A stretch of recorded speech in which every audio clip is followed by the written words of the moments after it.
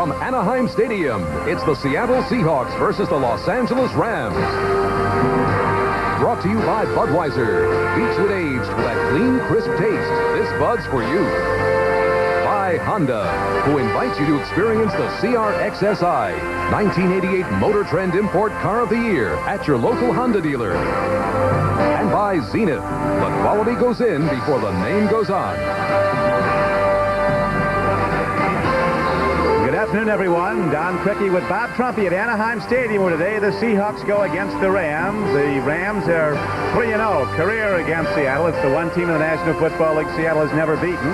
Seattle started the day in a tie with Denver in the AFC West. Denver was beaten already, so Seattle at the moment has a half-game lead, depending on the outcome of this one. The Rams started the day one game back of New Orleans along with San Francisco, but the Saints were a winner. They're winning fairly big over the LA Raiders. They look to go 7-1. So it's the most important game for both these contenders in their divisions. Kelly Stauffer, the young quarterback, now making 3 starts for the Seattle Seahawks. He looked very sharp last week in a 1-point loss to New Orleans. Greg Bell is a key guy, Trump, for the Los Angeles Rams, who like to run it. Yeah, last week the Rams got no running against San Francisco. Greg Bell, leading rusher in the NFC, has got to get in gear because John Robinson likes that tailback yardage. Rams will kick it off. Lansford's into the ball and hits it downfield. And it is taken at the 1-yard line.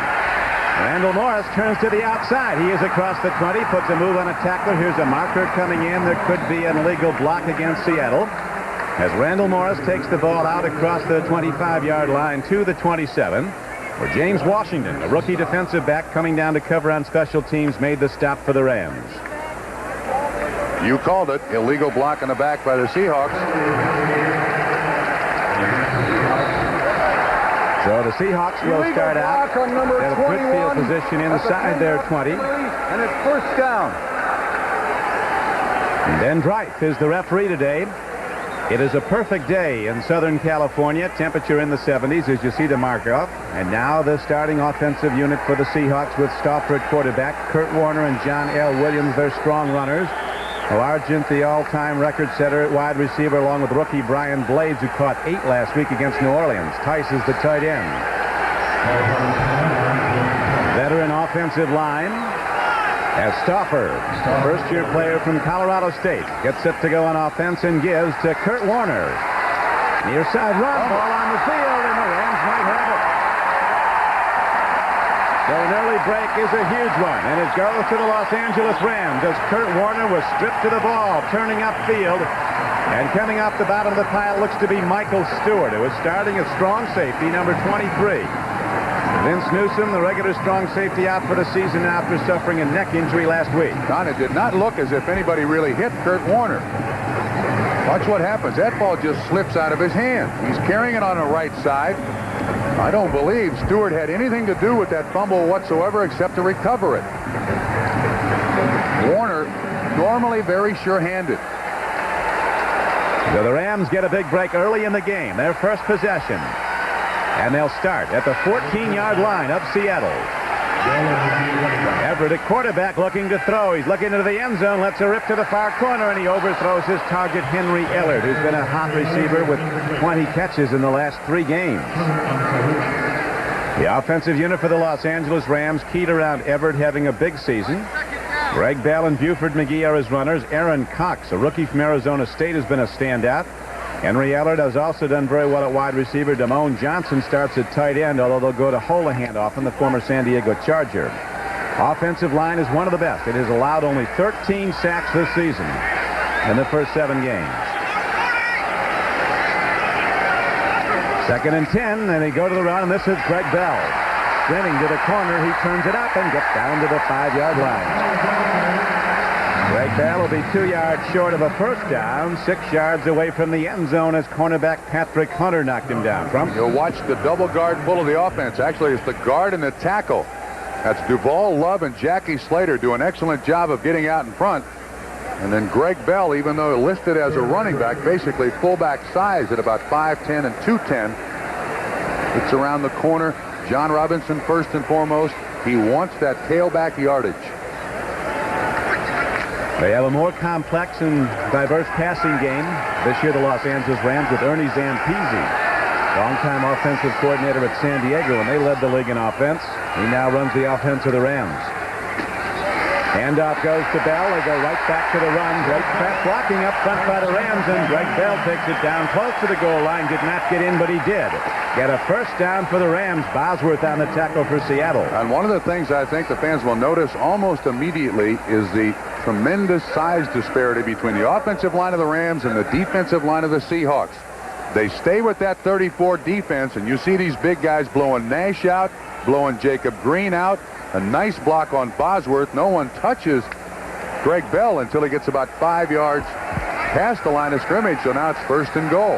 55 Bosworth playing with a very badly injured left shoulder. He can't hit with it. He'll tackle only with his right shoulder. Watch him. Handoff goes to Bell over the top. He might be in. Linesman says yes, he is.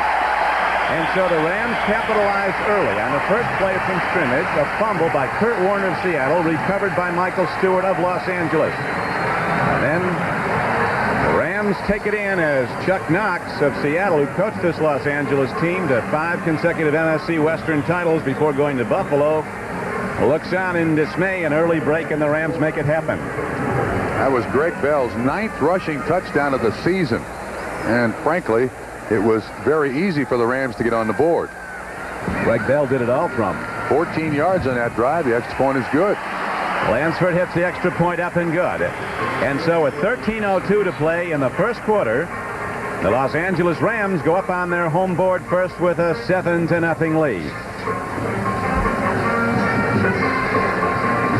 Watch the great push once again by the offensive line. Mitz 67 blown out. Nash 72 blown out. This offensive line is just too big for the Seattle defensive line. The Seattle defensive line is excellent when they can trick them, run around blocks, but straight ahead, especially with this Rams offensive line, a real decided advantage for the Rams. They have a real problem stopping the run. 24th in the NFL in run defense are the Seattle Seahawks. They've allowed 4.7 yards per carry to the opposition. Last week, as the Ram fans know, they were badly outtrained on the ground. They only got 42 yards against San Francisco as a team. Roger Craig of the 49ers by himself got 190. You know, you can't give John Robinson too much credit. After Dickerson, that trade that's going to produce 10 draft choices for them this year and next year, he's made some slight alterations in the Los Angeles Rams offensive design, defensive design, and here's the consistent pattern for the Rams. 7 of the last 9 seasons 1,000-yard rushers, and Greg Bell is certainly en route to make it 8 out of 10. This team always runs the ball and runs the ball very well. Rams kick off a second time, and again it's Randall Morris for Seattle as the wedge forms in front of him.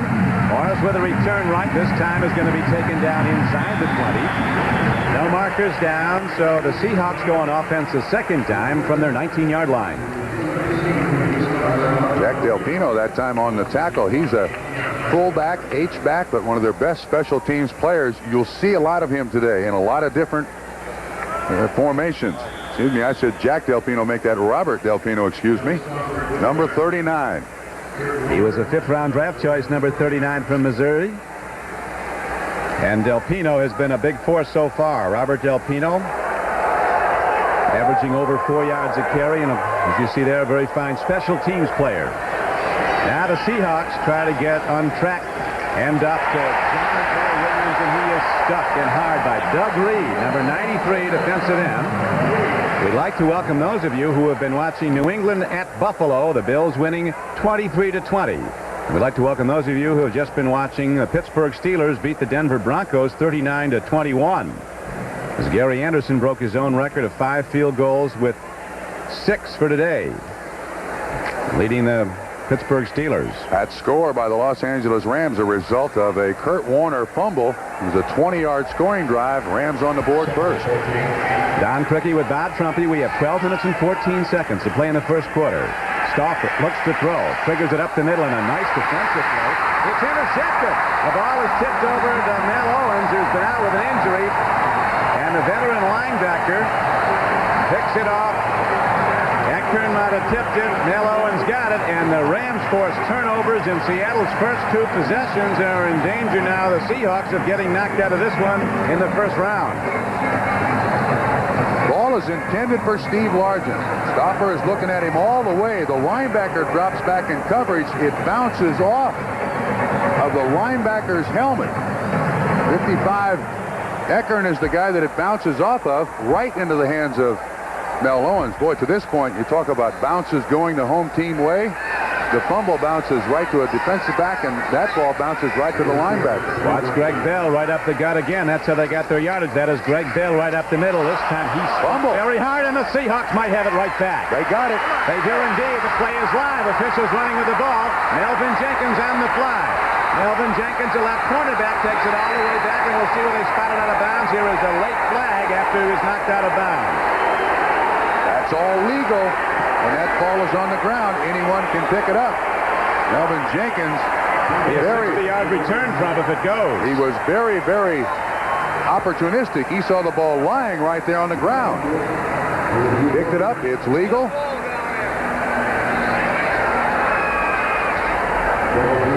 So the game is not yet 4 minutes old, barely 3 minutes old. We've had 3 turnovers already. Rams lead at 7-0, capitalizing on the first one by Seattle. Right, now this is after the fumble recovery, so from the spot where he went out of bounds.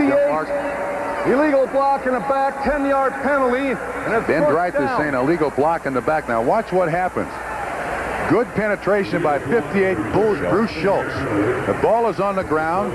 It's picked up by Moyer. Lateral to Patrick Hunter, and the race starts. Actually, I think if Hunter stops for just a minute here, cuts back inside, he goes for 6 points. But there you see Tony Woods, 57, I believe, is the man who shoved the Los Angeles Ram defender in the back, but the Hawks have the ball back. So the Seahawks on consecutive plays lose it, get it back, and now they go from midfield. Handoff, and Kurt Warner breaks into open field inside the 40. And Warner is down to the 32-yard line. Nicely done by the Seahawks as they run the ball well, and we like to welcome those of you who've been watching Cincinnati and Houston, where the Bengals today prevailed and went to their 7th win against 1 loss with a 44-21 victory. 18-yard run by Kurt Warner Trump. Good delay handoff by the Seattle Seahawks. This is a very strange defense that the Rams like to run. It's standard now, 34. But they'll use a defense where Giroux, their middle linebacker, becomes the nose tackle. Alvin Wright is the man rushing from the nose tackle at the moment as they switch back. And here's a swing pass going to Kurt Warner. Quickly to the outside. He's inside the 30-yard line of the Rams and out of bounds at about the 27. Kurt Warner comes into the game with 463 yards rushing. He's caught 11 balls. He scored 6 touchdowns. His per carry average is down this year to 3.7. Career, he's 4.3. He's the man, though, for the Seahawks. He is indeed. The Seahawks, with Chuck Knox, talk about quality rushing yardage. And he gets it inside and outside, as well as being an excellent receiver. Knox and Robinson, the 2 winningest coaches in Ram history.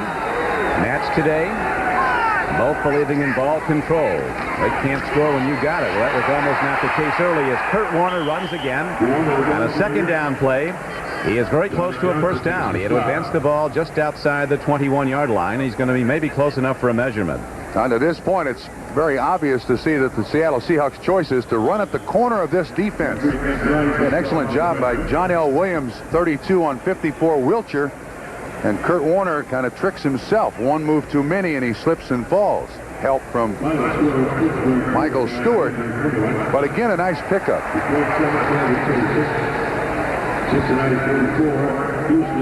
Seattle coming off a very disappointing loss a week ago to New Orleans when the Saints prevailed 20-19. Winning margin, blocked field goal, and subsequent return of 58 yards by David Waymer for a touchdown late in the 3rd quarter.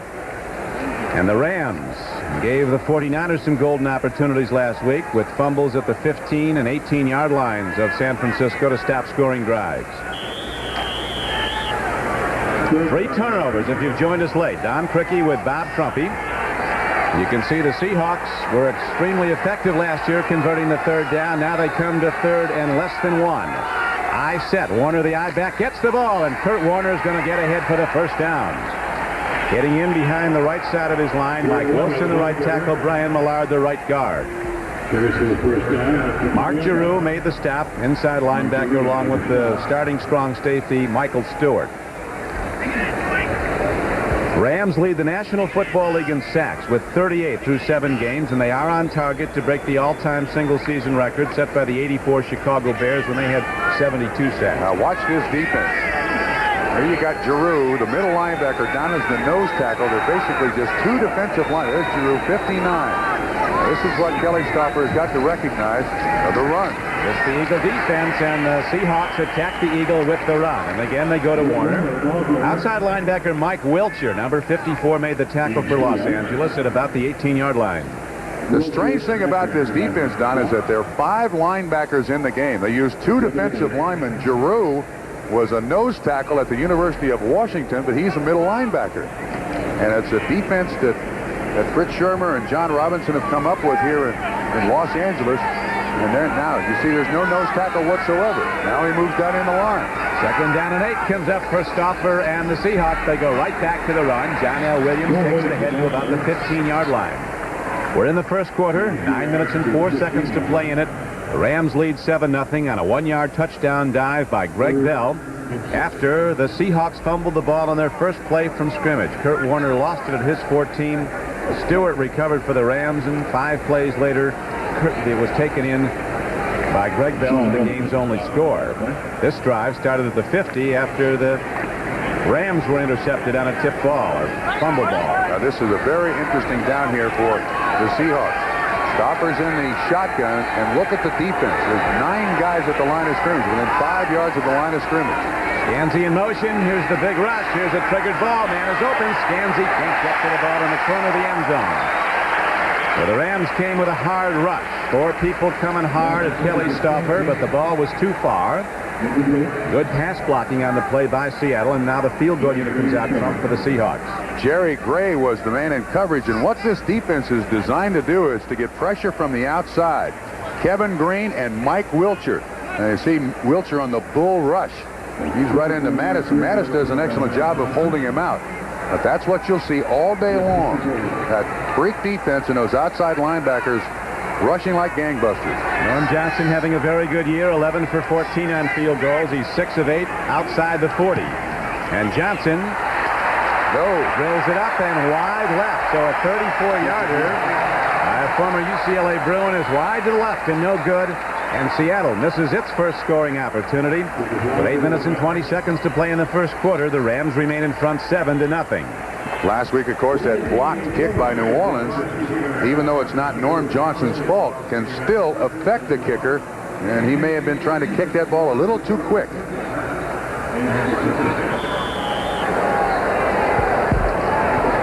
We'd like to welcome those of you who have been watching the New Orleans Saints and the LA Raiders. New Orleans a 20-6 victor today, so the Saints go to 7-1 at the halfway point and put the pressure more and more on the Rams and the 49ers.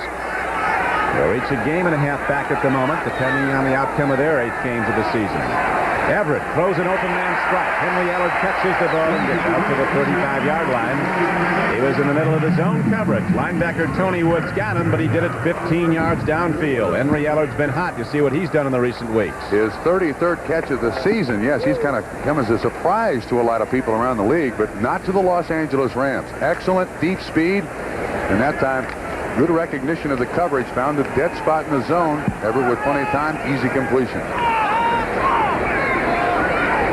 Everett, big and rangy, 6'5". He's down to 212. 12 pounds lighter than he played at a year ago. Seahawks quickly shut down the run. Greg Bell got the ball on a first down carry from his 35-yard line. Jacob Green, the left end, was the man who made the stop. Jacob Green, Joe Nash, and Jeff Bryant across the defensive front of the Seahawks. Schultz and Bosworth, the left side linebackers, both playing hurt. Schultz has not practiced for 3 weeks, can only play in games because of an arch injury. Bosworth with a troubled left shoulder. Wyman and Woods are the right side backers. Everett with a long ball arm now spreads his receivers out, 2 to the right, 1 to the left. It's 2nd down and 10 from the 35, and he goes to the run, and Greg Bell, looking for room, is caught by Joe Nash. Joe Nash makes the tackle, but the play is made by Bruce Schultz. Now, what it appears the the Seahawks are doing is they're rushing their linebackers across the line of scrimmage to stop the run. And Joe Nash caught Greg Bell on the cutback, but Schultz was there to take on that blocker quick. And Greg Bell had no place to run. Good play, Bruce Schultz. You see, a veteran from the University of Texas, Bruce Schultz, backing the line to left outside. It is 7-0. Los Angeles with the ball in a 7-0 lead on Greg Bell's 1-yard touchdown dive, culminating a 14-yard drive after a fumble recovery. Throw and a catch. Beautifully done by the Rams out to the 48-yard line of Seattle. Henry Eller, the speedster from Fresno State. Down and out pattern, good for 14 yards as they are really in sync. Melvin Jenkins was the man in coverage, and there's too much room. This is man-to-man. You can see the cornerback looking right at the offensive man, Ellard. That's too big a cushion. And Jim Everett, with a real strong arm, can throw that out like the best quarterbacks you can find in the game, so that's easy pickings for the Rams. A year ago, through 7 games, Everett had 5 touchdown passes and 10 interceptions. This year, he has been extremely effective as the Rams go back to the run on first down. This year, through 7 games, Jim Everett has 16 touchdown passes, just 5 interceptions. Greg Bell, running hard, a 5th-year player from Notre Dame, a former #1 draft choice of Buffalo. And so far, just about everything the Rams are running is working. Greg Bell again at the corner, cuts inside Bosworth, 55. Schultz coming all the way across the field, makes the tackle, but that's after a gain of 5. He only had 28 yards rushing last week, so obviously off to a better start this week. 6:30 for the season and an excellent 4.6 per carry average. Everett, Ellard. long ball. Ellard is there. One of the best catches you'll see. Absolute beauty on the football field. Henry Ellard goes high in the air. A perfect timing pattern. That gun arm of Jim Everett lofting the ball before he makes his break. This time Jenkins is in zone. Ellard with that good speed turns Jenkins around. Watch that second foot. In. Boy, that is nice catch. 19 yards. This Everett's got I think a secret arm to a lot of people in the NFL. He's a very nimble quarterback for his size, stands very tall, and can throw that out with the best of them. Jim Everett now in his 3rd year from Purdue. He was the 3rd player drafted in 1986 behind Bo Jackson and Tony Casillas. But he wouldn't play for Houston, sat out 5 games, and then came to the Rams in a trade. Tony Woods makes the stop on Greg Bell as the big hits downfield, get the ball, get the Rams in position. There's some of the final. Cincinnati, a surprise team now 7-1. New Orleans 7-1. The Giants come back to beat Atlanta. Minnesota destroys Tampa Bay. Buffalo rallies late to beat New England. Dallas over Philadelphia in the 4th quarter. Buddy Ryan will have less to say if that holds up. Jets with a 3-point lead on Miami. The Browns and the Cardinals scoreless at Phoenix. Washington up on Green Bay. 7-0. Rams had the lead, looking for more. Long ball downfield. Ellard goes for it. Good coverage by Jenkins. Melvin Jenkins, number 24, moved into the starting role at left corner when a former #1 draft choice Terry Taylor was on 30-day suspension. Jenkins has played very well, a former standout in the Canadian Football League. Zone, watch Jenkins. He's looking in at the quarterback, reads the break, and Everett is just throwing this ball away. Jenkins is the guy who is going to be, he's going to be covering Henry Ellard all day long. So he's got to give him, he can't give him as much cushion as he's given him in this first quarter, Don. Henry Ellard comes in motion, number 80. Everett goes over the middle, trying it to his tight end, and Holohan is stuck but good. First he's caught by defensive back, the free safety Eugene Robinson, and then Bosworth got him with his good shoulder. Holohan, probably the best hands on the Los Angeles Rams team. He's just running a little crossing pattern.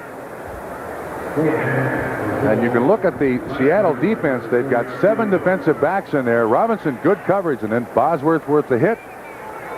It's incomplete. Field goal kicker on. Lansford. He is 8 for 11 this year. This will be a 40-yarder. Pete Holohan is his holder, the man who was just splattered after he tried to catch the last ball. Kick has just enough, and it's got the range. And so the Los Angeles Rams extend their lead to 10-0 with 4 minutes and 43 seconds left to play in the first quarter. The Rams kick it off for a 3rd time when we come back. 10-0 Rams at Anaheim in the first quarter. Don Criqui with Bob Trumpy. Trump, you can't win the ball game if you can't hold the ball. 10 minutes into the game, the Rams have picked up 2 turnovers. Yeah, rather unusual, too, for the Seattle Seahawks because they're normally very, very careful with that football. And especially when you consider it's Kurt Warner that had that first turnover. Now it's so difficult for the Seahawks to get back in sync. This kickoff is sponsored by Budweiser, the king of beers. Lansford kicking it off for a 3rd time. Randall Morris running it back for a 3rd time. He gets an open track up the middle of the field and takes the ball out to the 36-yard line. And so, the Seahawks try again. With the Rams opening up an early 10-0 lead with 4:32 to play in the first quarter. The young quarterback Stauffer will be set to work when we come back. Gail Gardner in New York at Joe Robbie Stadium. The Jets winless in 3. The Dolphins looking for their 4th straight victory. Dan Marino, 45 yards to Mark Clayton, who beats rookie cornerback James Hasty. Dolphins lead 7-3. Let's go back to Don and Bob in L.A. Thank you, Gail. We have a perfect day here, and it certainly has been that for the Rams so far, as they've capitalized on early Seahawk mistakes and have taken a 10-0 lead. Seattle with Stoker at quarterback now as he goes into a split backfield. Williams and Warner to run behind him. Wide out set to either side, and the handoff to John L. Williams. This game could be negated as a penalty markers down at the line of scrimmage. John L. Williams, former Florida Gator, so tough. He doesn't get hit, he hits you if you're a defender. Michael Stewart was not there to knock him out of bounds. It was a 14-yard gain, Trump, but let's see what the call is. The Seahawks seem to think it's against Los Angeles. I think it's offsides defense. It looked like the defensive end was in the neutral zone. So the 14-yard carry will stand. Defense, number 54, line up the neutral zone. They declined a Mike penalty. Wiltshire, 54, lined up in the neutral zone.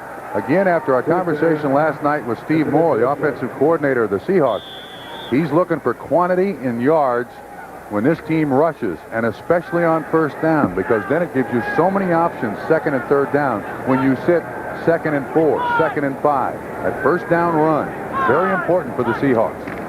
And now on first down, they go back to the run, and there's not much there for Kurt Warner. In fact, he did well to lose a yard as he was hemmed in the backfield and dove ahead. Kevin Green, a very aggressive defensive linebacker or defensive end. He is both.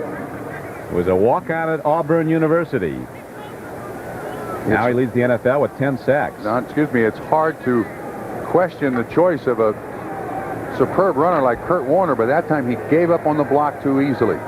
That was a trap. He was supposed to run it inside. He cut outside and was shut down for no gain. Actually, a loss of 1. Might be going to Largent here on 2nd down and 12. Largent set to the near side. No, they go to the run. They single covered Largent on the play, but Stauffer with a pre-call play did not check off and went right to Kurt Warner. They get nothing again. Now they have to throw at 3rd down and 10 coming up. And now the Rams come with this defense. Now Wiltshire this time right at the corner, that outside linebacker number 54. You see he's coming across there like a defensive end. That's Edwin Bailey, 65, comes out there on the block, doesn't get the job done, and Warner stopped. Now watch the defense that the Rams have. This is the Rams' cake right here. This is what they like to gabble up. 3rd and long, and the quarterback set back in the shotgun. All-out rush, and Stouffer gets it away. He makes the connection. Nicely done by Scansey, who comes down with the ball. James Washington made the stop, but Paul Scansey, a 6-year veteran, former Husky player at the University of Washington under Don James, makes one of his best plays of the season. However, on penalty markers down in the Seahawk backfield, Trump. I think that's going to be against the Rams. Foul number 23. Yeah, hit the that quarterback high. That's 15. That's a first down. Rams that time came with a 6-man rush. Now you've only got 5 offensive linemen to pick up 6. Here's Wiltshire from the outside, and you see 23 Stewart coming from the inside, and Stewart's the one with a shot to the head. And there is the penalty. Very poor choice by Stewart. He's replacing Vince Newman. Stewart has started a few games last year. Rams in Seattle, among the least penalized teams, as you see. Oftentimes, the most penalized teams end up winning Super Bowls, though, like the Bears and the Raiders. Swing pass goes in the flat. John L. Williams takes it upfield, and on a 2nd down play, he is going to be down close to the 24-yard line. That's a nice tackle. Stewart did it again. The second-year strong safety from Fresno State. Vince Newsom, the very effective starter, out for the season with a neck injury suffered last week. Stopper here does an excellent job. He looks downfield and he can't find anybody. Then the alternate receiver is out in the flat. Very good mechanics. Turns his hips, turns his feet, gets it out to John L. Williams. And this is a nice tackle. One-on-one by Stewart. That's a great job. 2nd and 7. Stoffer is described by his coaches as quiet, unflappable. And he now gives off to Kurt Warner, who has all the moves and uses most of them to get down for a first down to the 15-yard line. Kurt Warner, in his 5th year from Penn State. He missed an entire season after he was injured in '84. Once again, an excellent job by the offensive line of the Seattle Seahawks. That's just a power play where the tight end blocks down, the tackle blocks down, then the off guard and tackle pull and lead him up through the hole. He's now got 40 yards on 8 carries, does Kurt Warner. Rams had the lead, 10-0, with 1 minute and 10 seconds left to play in the first quarter. Right into Wiltshire goes John L. Williams. Warner missed the block. Wiltshire was right there. Again, those outside guys for the Rams really attack the offense. And see if we can pick up exactly what happened. You see Wiltshire runs right inside of Kurt Warner and is there to make the stuff for a loss of 3. When they're pulling the offensive line to make that block down, they're picking up yards. Wiltshire at 6'3", 245, too big for Warner to block. Seattle grades out as 24th overall in total offense. Here's a quick out, and Stouffer, as 2 linemen start up, we have 2 heavyweights going at it at about the 28-yard line, and no decision as they're separated before people leave the game.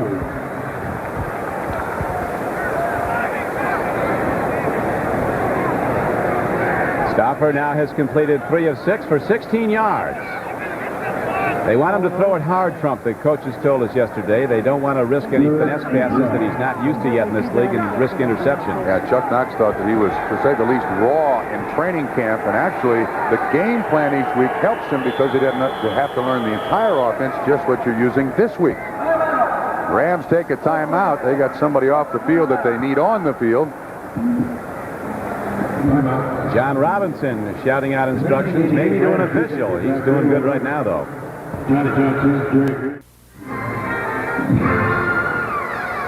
It was a foggy morning in Southern California. Now it's a bright, sunshiny day. The Los Angeles Rams, well aware that they're arch rivals from New Orleans. The leaders in their division, the NFC West, have already won today, beating the Raiders 20-6. So at the moment, the Rams and the 49ers are a game and a half behind New Orleans.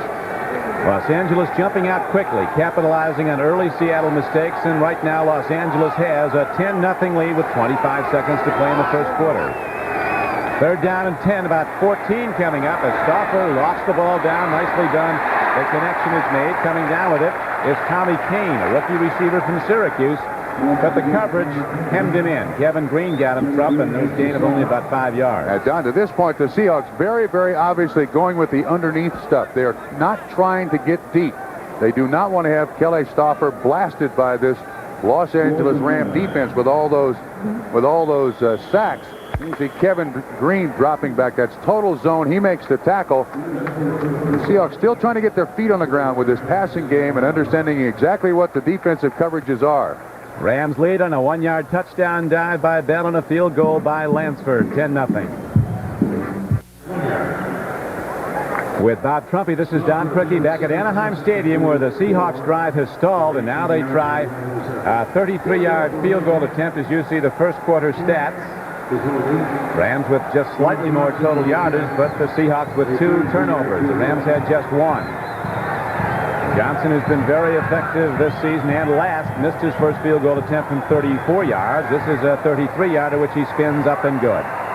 And so with 14:56 to play in the first half, the Seahawks are on the board for the first time, trailing Los Angeles 10-3.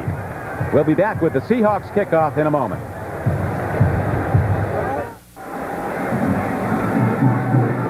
Seahawks on the board, a 33-yard field goal by Norm Johnson, and it's now a 10-3 game Los Angeles as Johnson is set to kick it off. Charles White, Robert Del Pino are back. A high spinning kick goes to Del Pino, and he's cautioned by the veteran Charles White. not to bring it back. And now while we have a moment, let's go to NFL Live in New York. Here's Gail Gardner. Gail? All right, Don, dramatics at the vet. The Eagles trailing the Cowboys by 6, 8 seconds left in the game. Randall Cunningham rolling right finds Anthony Toney, 2-yard touchdown pass. Eagles win 24-23. Let's go back to Don and Bob in L.A. So Randall, too tough to handle, finds a way in a game that I guess the Eagles want more than any other. You mentioned earlier that Buddy Ryan may not say much. Now what are they saying in Dallas is the question. Now if they want it, Buddy will be saying plenty. Can't stop Buddy. Everett throws an out. Perfect strike again. This time it's the rookie, Aaron Cox, coming off the flank. Turning out, it's a first down on a 16-yard gain. You were talking, Trump, about that out pattern. They really have it down. Watch Everett set up. Very, very light on his feet for a guy his size. Excellent leg strength. Good picture-perfect follow-through on that pass. Right on the money to Aaron Cox. And again, it's Jenkins in the coverage. And there's just too much push in there. Everett, a very, very strong arm. Those cornerbacks got to get up tighter on those receivers, or they'll go to that pattern all day long. Cox, a real weapon. He's averaging almost 26 yards a catch this season. That was his 13th catch. On first down, the Rams go back to the run, and Greg Bell takes it straight ahead across the 35 to the 38. Got a couple. Miami holding to a 7-6 lead over the Jets. Cleveland's gone in front of the Cardinals, 7-0 at Phoenix. Green Bay, a rising team at 2 straight wins, hanging right in with Washington in the second quarter. The Colts and the Chargers in the second quarter at San Diego. 3-0 Indianapolis. Second down coming up. Second down and a long 8. Everett throws, touch pattern, diving for the ball is Damone Johnson, one of his tight ends, and he comes down with the ball for a gain of about 4. All out to the 43-yard line. Moyer, the strong safety, was covering. That was all tight end, that play, a poorly thrown ball. To this point, Rams offensive line doing a great job of protecting Everett. No one even close. At this point in the game, that ball is thrown out there a little too far for Johnson, but he stretches out and makes the catch. Now third down and about 2 or 3 for the Rams.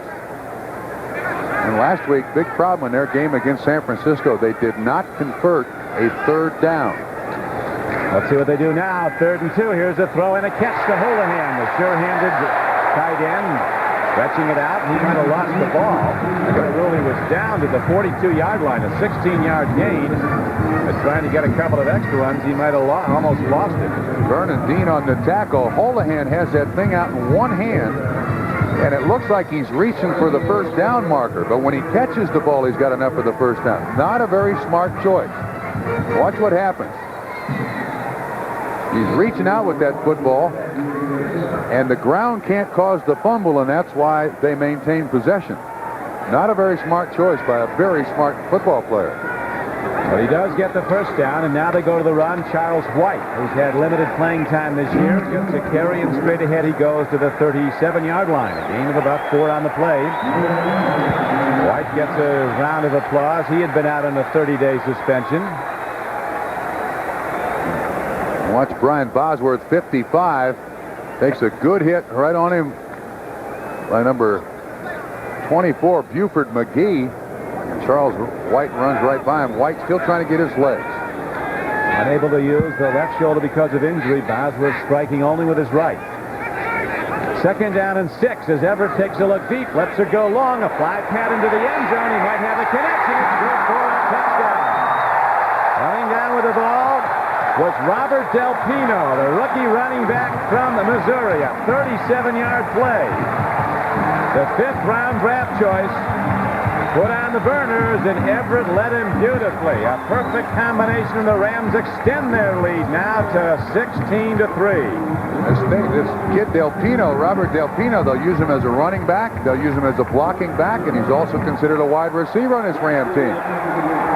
That's a very well-run pattern, right straight down the sideline. Tough catch over his shoulder. He makes it look easy for the score. So Trump, what's going to happen here is that even though they didn't want Stouffer to have to throw a lot, he's going to have to get them back in this as Lansford hits the point after. From the end zone, once again, this is a very well-run pattern. There's motion by the Rams.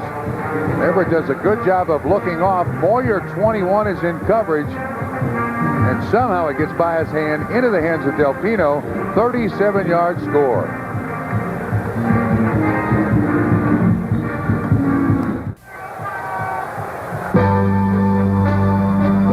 Today's game is brought to you by Nissan Cars and Trucks, built for the most important race of all, the human race. By Coors Light, there's no slowing down with a silver bullet. It's the right beer now. And by new Prestone Advanced Formula, the antifreeze that guarantees your radiator. Kelly Stauffer warming up, getting set to get back in there as the Rams have now opened up a 17-3 lead with 12:06 to play. An 80-yard drive in just 6 plays. The connection for the touchdown to the rookie, Robert Delpino, a 37-yard pass. Running it back, and very well, is Randall Morris out to the 25-yard line. Mickey Sutton made the stop. Jim Everett, who's throwing the ball beautifully. This is his 24th NFL start, and he looks like he's been around for 10 years. The seasoning he shows here is the way he finds that receiver at the last moment and then puts it up there with enough air for Delpino to run under it. He's now thrown, the last 2 weeks, he had thrown 6 touchdown passes, and now his 7th beginning week 3. He has really matured in this last offseason under Ernie Zampese. Feels a lot more comfortable throwing the football. 7 TD throws this season for Kelly Stauffer, as now the Seattle Seahawks try to get it back, and a good run is broken off by Kurt Warner. Joe Paterno's Penn State running game is all based on having the great back and getting him to bounce to the outside. And well-schooled in that way of running the football, Warner is very quick to cut to the outside where he can use his speed. Johnny Johnson makes the tackle, and again, it looks to me like the Seahawks are using a check-with-me system at the line of scrimmage. That is, Kelly Stauffer is trying to read the defense and go to the weak side of the defense, because that sweep, that guard pull sweep, has been very effective for Seattle so far. Stauffer came in with 59% completions, 2 touchdowns, 2 interceptions. Handoff goes to John L. Williams. They like the left side of the Ram defense. As the big Gator bangs at Los Angeles on a first down carry, he's going to be spotted ahead out close to the 46-yard line. First down trouble. Again, Johnny Johnson on the tackle, and that time Seahawks came with a double tight end. 88 is John Spagnola. He gets basically a standoff with Kevin Green, and John L. Williams around the corner for a big pickup. Seattle doing a good job here of changing up the looks that the Rams are getting. Now they've got 3 wide receivers and 2 running backs and no tight end. Grant Fiesel down over the ball, starting for injured Blair Bush at center. First down and 10 for the Seahawks, who need big plays. Trailing 17-3 second quarter. They come on a slant play. John L. Williams doesn't get much as the Rams cut him down. Inside backer Carl Eckern and outside linebacker Kevin Green combined on the stop. Now see, this is a tough down. Watch Kevin Green get across that line of scrimmage. Kurt Warner, again, that's a physical mismatch. Warner at about 200 pounds, Green at close to 240, 245. You're asking a running back to do an awful lot if you want him to block Kevin Green all day long. So the gain was only a yard. It's now second down and 9 for the Seahawks. Natural grass field here at Anaheim, one of the best playing surfaces in the league. As Stauffer dumps it off nicely with the ball and running hard as John L. Williams. Taking on tacklers, he bangs into Gray. The left side cornerback, Jerry Gray, upended him, but Williams got about 4 more yards. Nice mix on offense here by Seattle. That time, 2 tight ends, and they run Williams like they're going to run that sweep again, only this time he goes right through the line of scrimmage and is the primary receiver. Stauffer puts it right on the money. You see, once again, great job. The linebackers held at the line of scrimmage. It's Giroux, 59, and this is almost a must-scoring drive for Seattle to stay in this game. Down 17-3. Seattle wanted to run the ball all afternoon because the strength of the Ram defense is the pass rush. They wanted to keep that away from Stauffer. Here's a throw and a catch. Nicely done to the tight end Tice. And now the Seahawks start to move on the right end of Kelly Stauffer. Leroy Urban was covering, but there's a 14-yard gain on the play. This drive started on their own 25. They've not run the same play twice. And this is a three-step drop over Wiltshire 54. Tice at almost 6'8". He's a very, very easy receiver and a good job of protection. And there's Kurt Warner. He gets help from Mattis, who comes out. Excellent job. You pointed out, Trump, a critical drive for Seattle to get back in the game. They go to Warner again. He bounces outside, this time to left, and turns it upfield for a first down. Running on a 1st and 10 play. Kurt Warner gains 13 yards on the play, and he's down to the 14-yard line. We've called this kid's number a lot. Johnny Johnson again on the tackle. When the free safety is making the tackles, obviously something's working. Now, see the double pull? Mike Wilson, 75. 71, Brian Millard. Kurt Warner stays right on the hip. In this drive now, the play selection, excellent. 12 rushes, 2 passes on first downs, and it's really put the Seattle Seahawks in great shape. Their best drive of the game so far. And they need a big drive, down 17-3, second quarter. 10:08 to play in the half. Handoff up the middle. Williams takes it right at the Rams, down to about the 12-yard line. Got only 2. Doug Reed, number 93, the defensive left end, a veteran from San Diego State, was the first to get him. So it'll bring up 2nd down and 8. Seahawks fell behind early. First play from scrimmage after the opening kickoff return was fumbled by Kurt Warner. And the Rams quickly took it in, going 14 yards with Bell on the payoff end. Reminder to our viewers that we'll be presenting the Budweiser Most Valuable Player for today's game at the conclusion of the game. 2nd down and 8 now. This is a tough down for Seattle. Play action pass. Look for the tight end again. They've got 2 tight ends in. 2nd and 8. That's Largent in motion.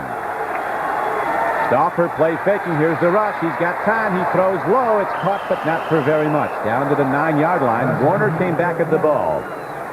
One of the patterns they think that Stauffer executes very well, young as he is in the league, is the deep comeback, where he puts the ball downfield to a receiver running a deep pattern coming back at the ball. Very strong of arm, and they want every throw hard. This is not the spot where you can run that, though. Really, the defense is at an advantage now when you have a quarterback with a strong arm.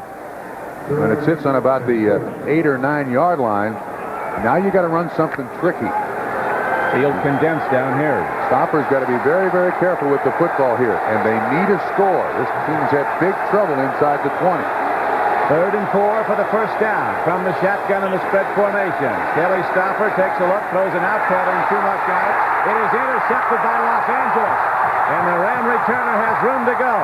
Michael Stewart, who recovered the first fumble of the game, takes it downfield to the 48-yard line. Coming in to spell injured Vince Newsom. Michael Stewart having a career game. A fumble recovery early in the game that led to the first touchdown for the Rams, and now a truly spectacular interception. Ball was intended for Paul Scansey. There's lots of motion here underneath the linebackers. You see the crossing pattern. I take it back. That ball is intended for John L. Williams. 32. Good blocking out front. Stewart, fumble recovery, and now an interception and a drive wasted by the Seattle Seahawks. Stewart intercepts. He knows what to do with it. Don Criqui with Bob Trumpy as the Rams go on offense now. Pitch back.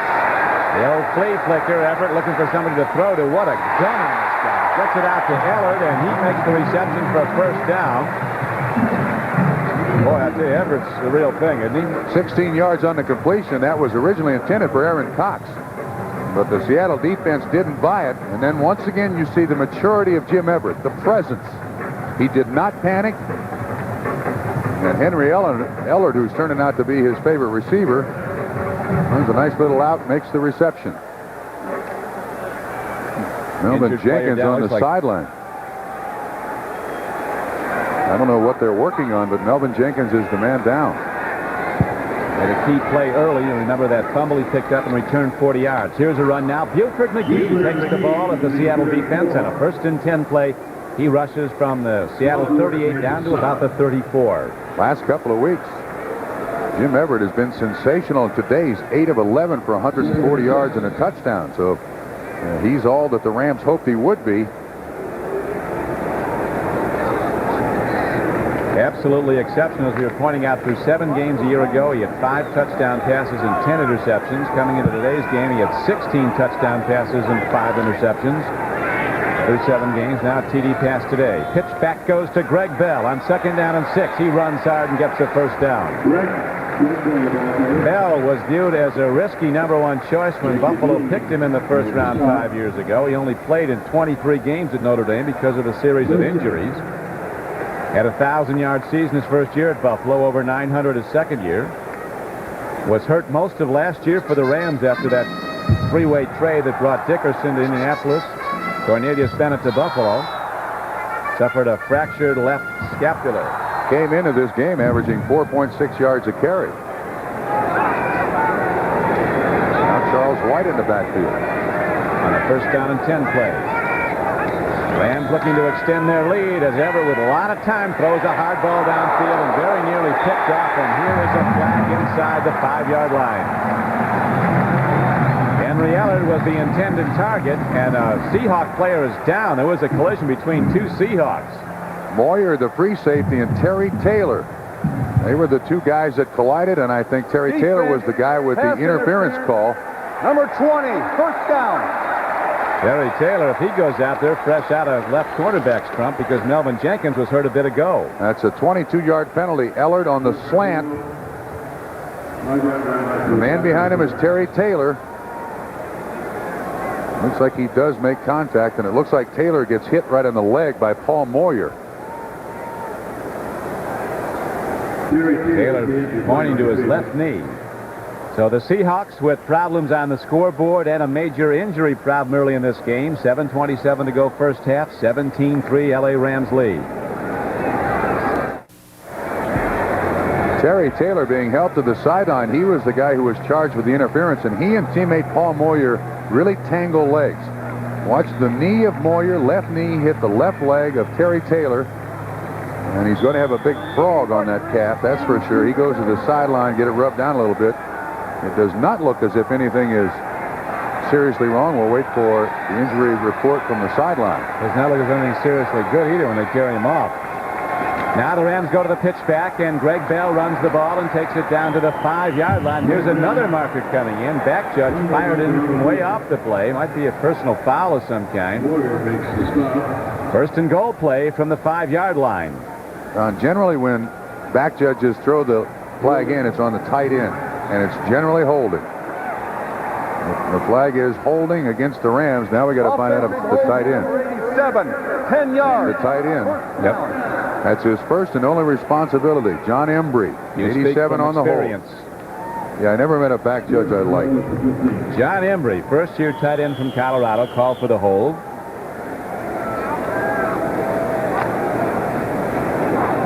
So the Rams are positioned back now at the 15-yard line of Seattle.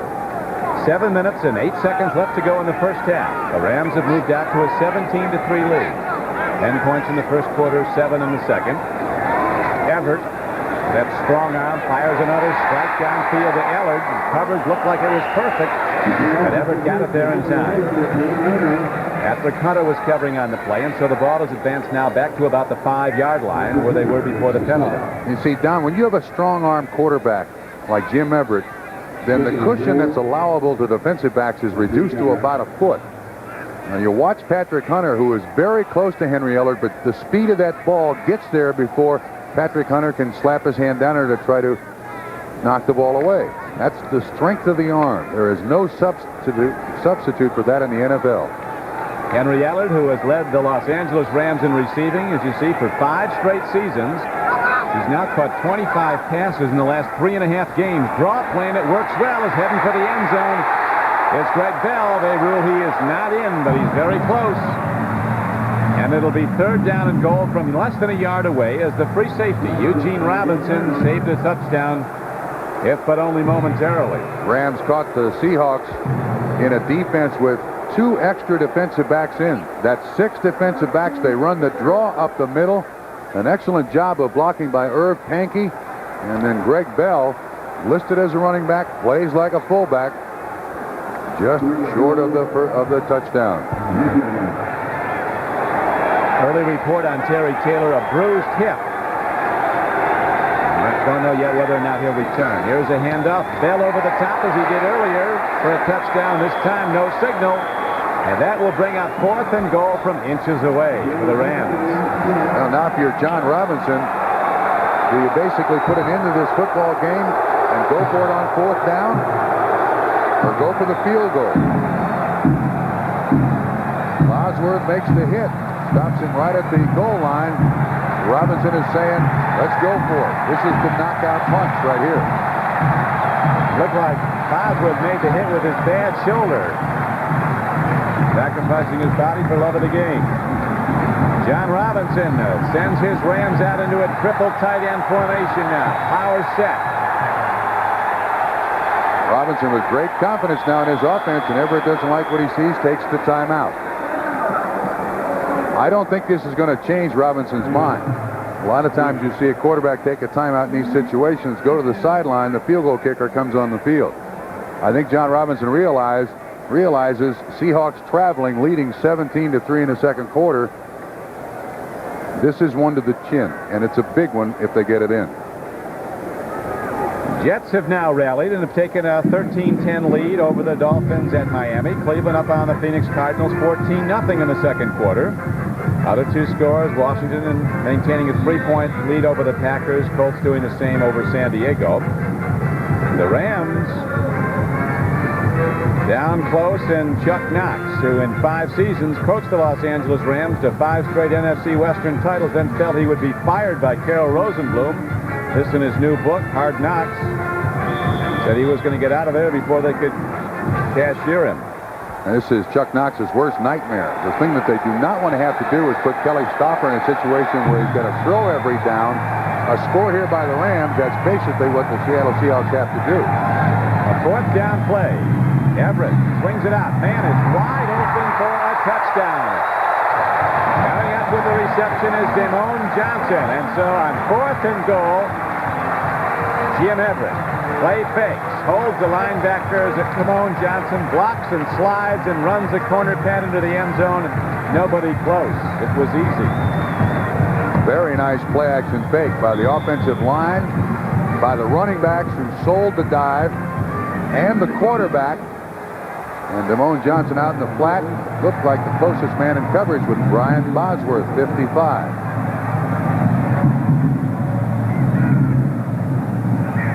Extra point attempt coming up now as Lansford is right on again.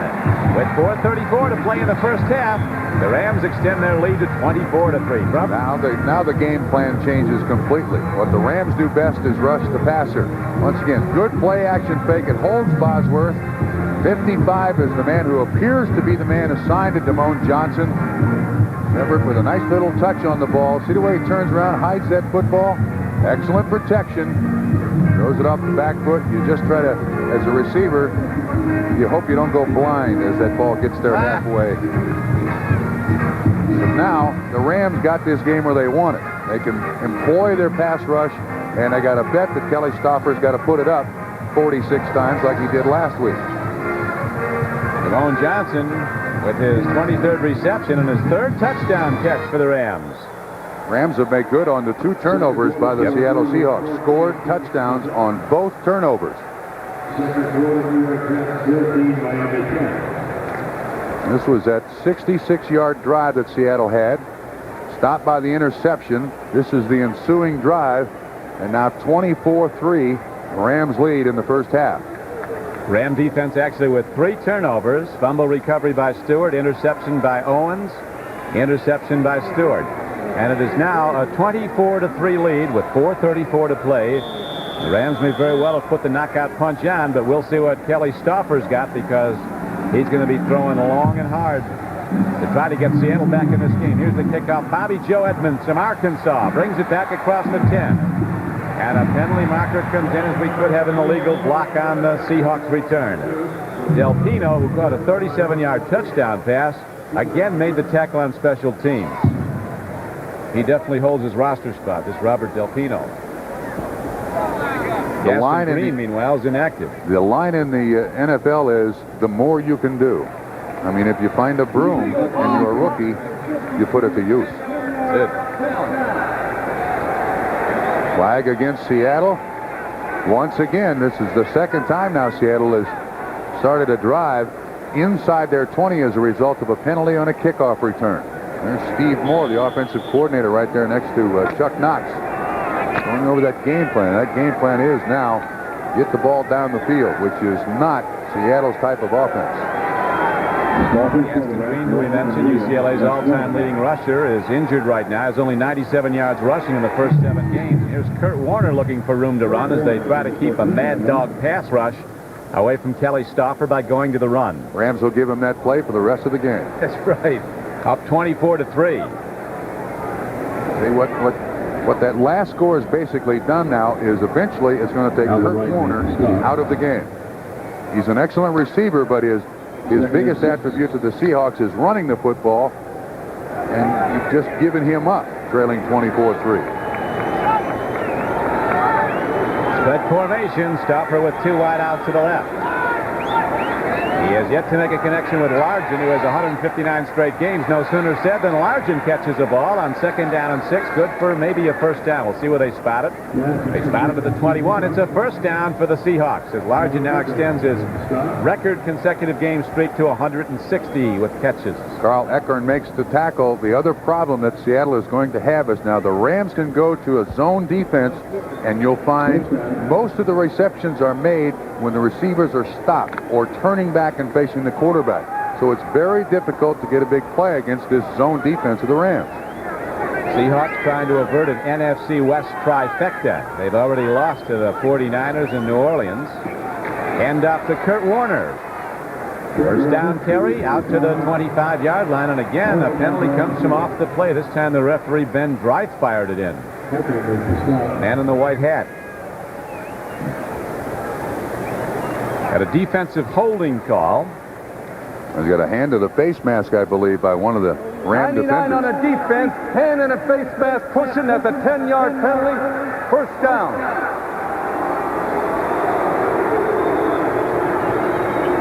Called it on Alvin Wright. Alvin Wright was not a heralded football player coming out of Jacksonville State in Alabama. He was drafted in the 14th round by the Birmingham Stallions of the U.S. Football League, and here he is starting in the NFL. Alvin had something. That's a checkered past. 14th round of the Birmingham Stallions. That is not a high draft pick we're talking about here. Into the Rams as a free agent, but now he's playing ahead of Meisner as the nose tackle. Very tough. Alvin Wright, 280 pounds, playing right up on Grant Fiesel. Stauffer takes a look, swings it out nicely. With the ball is Warner down the far sideline on a first down play. He's across the 35-yard line. Fred Strickland, highly regarded first-year linebacker from Purdue, made the knock out of bounds. 53. You see that the Rams have gone to their conservative defense, staying with the 34, and the 2 zones they use almost exclusively in this defense now is simply a strong zone and a weak zone. That is, they either rotate to the weak side of the formation or the strong side of the formation. They are not going to allow a big play. They'll give them the 8, 10, 12-yard receptions. Let's see what they give him now on 2nd down and 3. Stauffer goes to the run, and John L. Williams is cut down short. Brings up 3rd and less than a yard. Alvin Wright, the nose tackle, slid off and made the stop. Game clock winding down to close to the 2-minute warning. 2 minutes and 24 seconds to play in the first half. Rams in command 24-3. They opened up with a 10-0 advantage, scored 2 more touchdowns in the second half, or the second quarter, as the Seahawks have turned the ball over in this game 3 times, and 2 have been converted to scores. Tommy Agee now in the ball game for the Seahawks. Good receiver out of the backfield, and they're not going to get the play off before the 2-minute warning. So the 2-minute warning is given, and Seattle Seahawks are well warned. They're in deep trouble at the moment.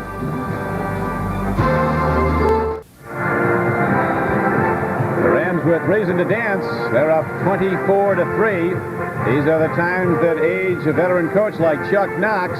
He has a rookie quarterback in there. He's only his 4th start. He's in a must-pass situation. Yeah, I wonder exactly what Seattle's going to do. I don't think they have game plan B for Kelly Stauffer here. Rams are signaling they might have the ball, as the Seahawks on a perfect day in Southern California are living a first-half nightmare.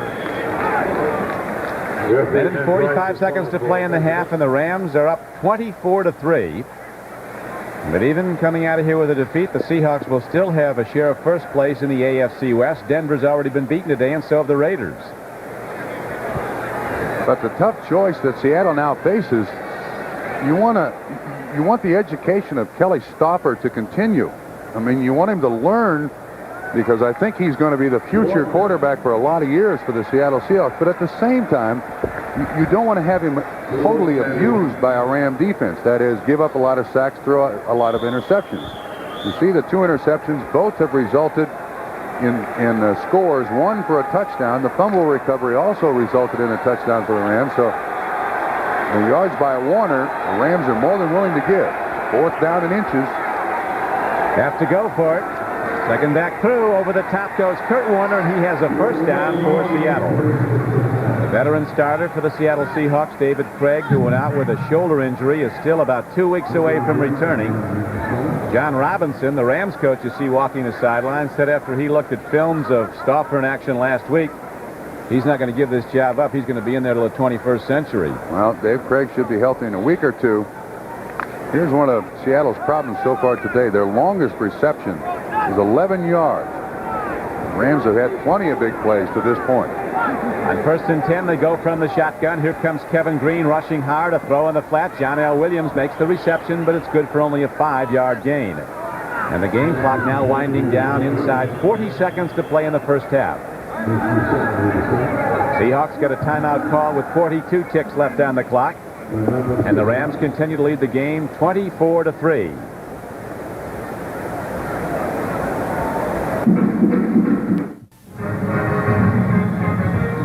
We're back and set to go now with 42 seconds left to play in the first half. The Rams on defense lead the game 24-3. Stauffer, a first-year quarterback from Colorado State, forced to a deep throw position now, 2nd and long, as he stands in, takes a look. The big rush comes, and he releases the ball to nowhere, grounds it. He can do that. Now they're going to call that a sack. In the grass. Yeah, they got him in the grass before he got rid of it. Gary Jeter, 77, who made the tackle, and that's pressure from the outside. This is what the Seahawks did not want to have this game deteriorate to, where you got to worry about this pass rush on every down. Now, Jeter comes from the outside, and the throw is made to intentionally ground it, but he's already sacked, so they count the sack. It's a 3rd down at about 15.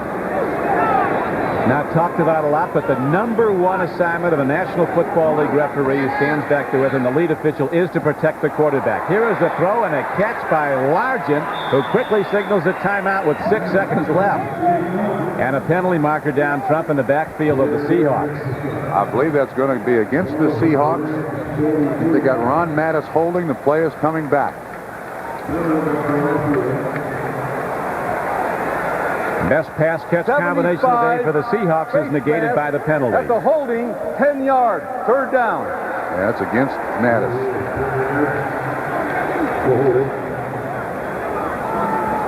This is that you mentioned earlier, that turn the dogs loose pass rush by the Los Angeles Rams. That last sack by Gary Jeter, the 39th of the season.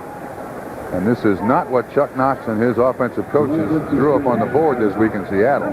This on a weekend when he's being celebrated at his college, Juniata College in Pennsylvania, naming their football field the Chuck Knox Field. He'd like to be playing there today as opposed to here. Like the title of it books, it's been a hard Knox day. And it's a long way from being over. 24-3 Los Angeles, last play of the half, and here's a ball downfield and almost into the hands of Mickey Sutton of the Rams, who'd still be running it. He caught it. 1 second left. Mike Wilcher that time, pressure on Kelly Stauffer. A 4-man rush. There's 2 defensive linemen and 2 linebackers. And it's now 4th down, 1 second to go. You leave your quarterback on the field and give it one big hope shot. A defeat today would drop Seattle at the halfway checkpoint to a 4-4 record. Denver fell to 4-4, beaten badly today by the Steelers at Pittsburgh. The Raiders dropped to 3-5. They were beaten at New Orleans.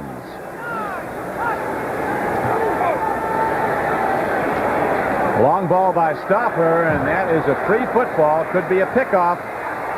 Incomplete. allowed out to end the first half. It was all Rams for 30 minutes. The Los Angeles Rams take a 24-3 lead to the halftime locker room. And Stauffer goes back to regroup. We'll be back after these messages from your local station.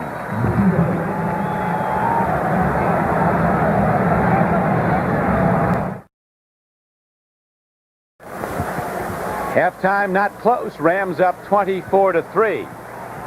Don Criqui with Bob Trumpy here, and the Seahawks have contributed greatly to their own demise with a series of mistakes, Trump. They'll have to get over that if they're going to get back. You're right, and it started with the first offensive play by the Seattle Seahawks. Normally a very, very sure-handed Kurt Warner turned the ball over for the Seahawks, and the Rams went in to score. When you're traveling on the road and playing in the NFL, you want things to go your way, but as you can see on this sweep, Kurt Warner has hit a little bit, but he really just loses control of the football. Michael Stewart picks it up. The Rams go in and score the first touchdown of the afternoon.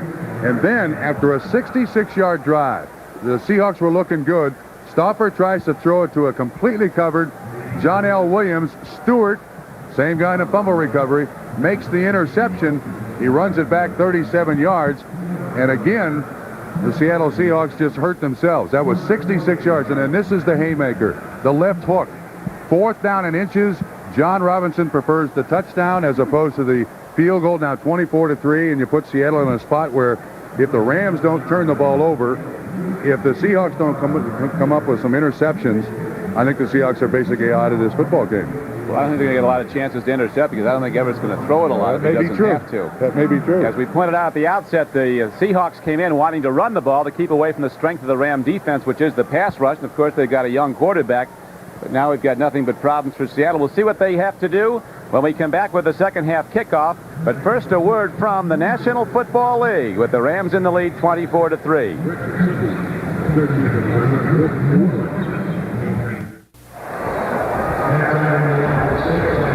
The table of miscues. You really don't want to beat yourself in the NFL, Don. But as you can see in the first half, Seattle has done exactly that. The Rams haven't produced a great deal of offense, but then they haven't needed a great deal of offense. As you can see, the Seahawks had the ball for longer, but the turnovers are the big key in the first half. This kickoff is sponsored by Budweiser, the king of beers. Norm Johnson into the ball for the Seattle Seahawks. Hits a high spinner downfield. That'll be taken at about the 5-yard line. Charles White runs it back and gets to the 21-yard line, and a penalty marker comes in. Darren Como was down to make the tackle for Seattle.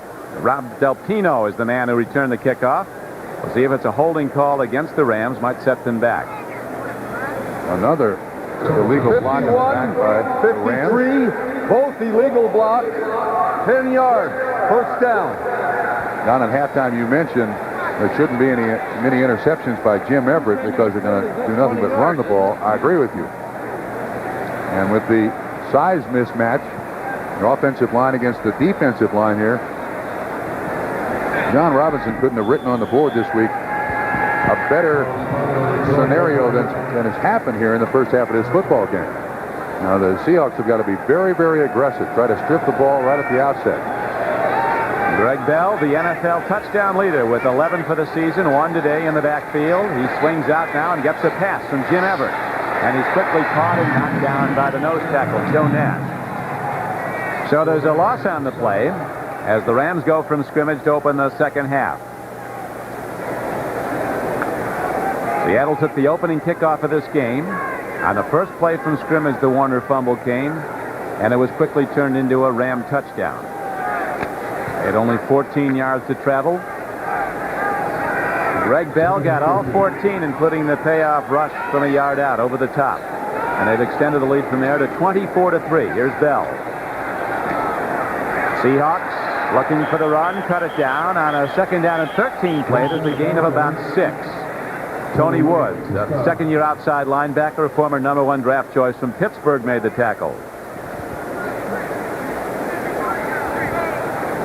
Bell playing with a bruised shoulder, looked to the sideline for a little help, but I think John Robinson wants him in there. The other tailback is Charles White, he really doesn't have his legs yet from that month-long suspension, working himself back into shape. Charles White, of course, was the National Football League rushing leader a season ago with almost 1,400 yards. Has gained only 46 yards so far this year. On 3rd down and 6, Everett lets it go long. A man has the defense beaten, but the ball hangs, and still Anderson comes down with it. Willie Anderson from UCLA, a first-year player, described by scouts as flawless on the long ball and fearless over the middle, comes down with a 51-yard bomb. And so Everett goes right back up top. The ball hung, but Anderson made the play. Melvin Jenkins on the coverage. Chuck Knox is watching the replay on the big video board here at Anaheim Stadium. I don't know why he would put himself through that punishment. Ball well thrown by Jim Everett. Anderson does a great job to go up and catch it, nicknamed Flipper. This is the first meeting ever between the Rams and the Seahawks at Anaheim. Overall in league play, the Rams are 3-0 against Seattle. They've beaten Seattle 5 times in this season. Here's another strike in the end zone. Wide open was another rookie, Aaron Cox. And Everett, who looks about as good as you can look, throwing strikes all over the field. First a 51-yarder, and now a 33-yarder. And the Seahawks are out of this ball game early in the 3rd quarter. God, Jim Everett has now thrown 3 touchdown passes in 3 consecutive games. That one 32 yards to Aaron Cox. And Everett did a great job of avoiding the rush. Did you see him step away from, I think it was Alonzo Mitz? Still had the presence of mind to look downfield and make the completion. As we mentioned earlier, Trump, Everett credits his quickness of foot this season to the loss of 12 pounds. He's playing at a lighter weight. He's 6'5", 212. Lansford, the barefoot kicker, has been perfect all day. He hits again to extend the Rams' lead to 31-3. Now watch what happens to Jim Everett when he goes back to set up. I believe it's, who comes out? It's Tony Woods, 57, not 67, 57. Everett still with that strength of arm. Does not throw a very good spiral, but Cox continues the pattern. His 3rd touchdown throw of the day.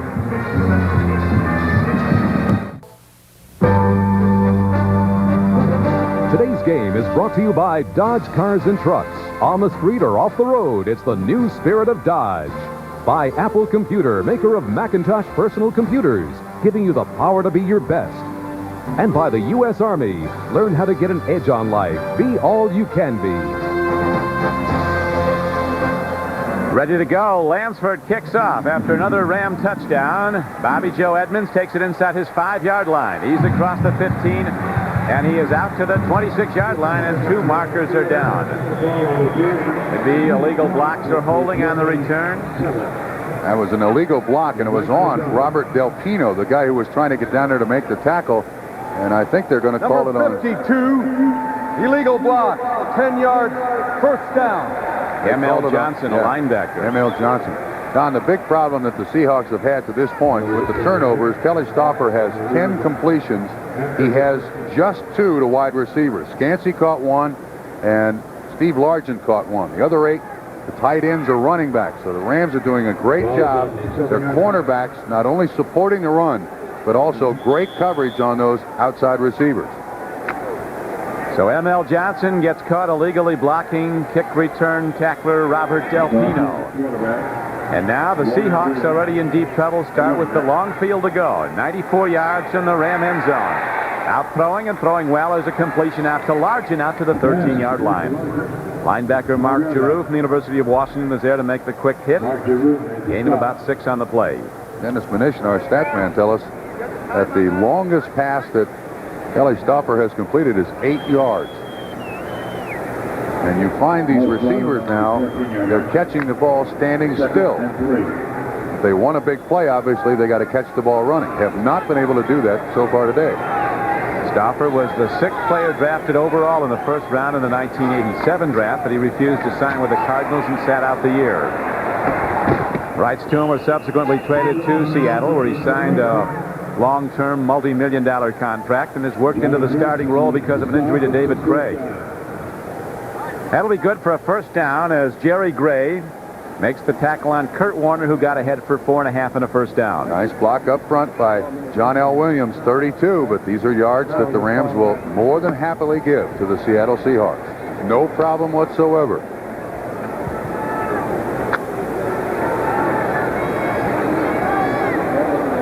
Largent at the top of your screen. Brian Blades running off the near flank. He's well covered on a bump and run. They try to go short, and they get it to Warner for a gain of only about 2 yards. Gary Gray, the cornerback, playing in zone coverage that time, stayed in and made the tackle on the back. Let the safety take the Blades, who was running a deeper pattern. Yeah, Blades had 8 catches last week for 145 yards, and Stauffer has not even thrown the ball his direction today, let alone has he not made a catch.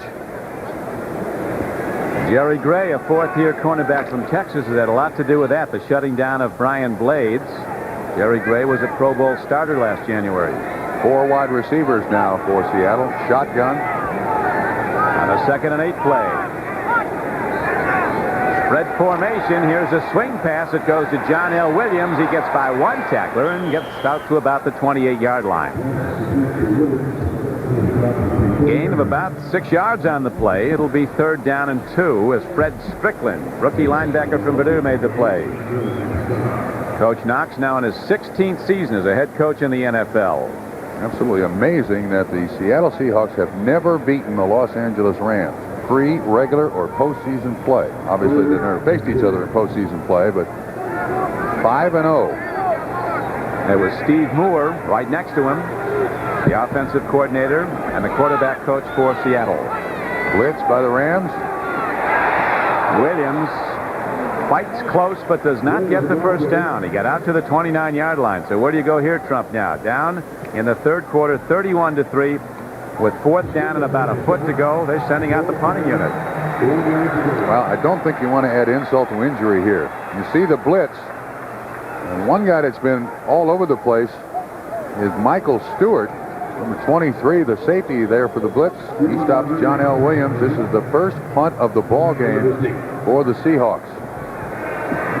I'm not sure this is a good day to put the ball back in the hands of Jim Everett. Well, I don't think you want to embarrass yourself by missing the 4th down here. Give the offense some rest. The rest of this game is a lot of tough choices for Chuck Knox. Henry Allard is called on to return the punt. He turns the corner, heads for the 12th man, and goes out of bounds. Melvin Jenkins ran him out. So the Rams go back on offense. On a perfect day in Southern California, their play has been just about the same.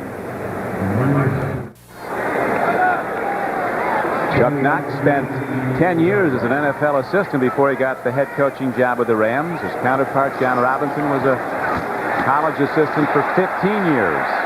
1 year with the Raiders before he went in as head coach at Southern California for 7 very successful seasons, then on to the Rams.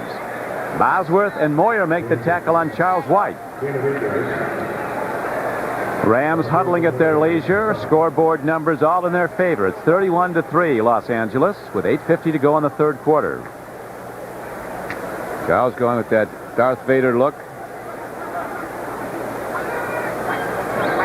One more backs going to that.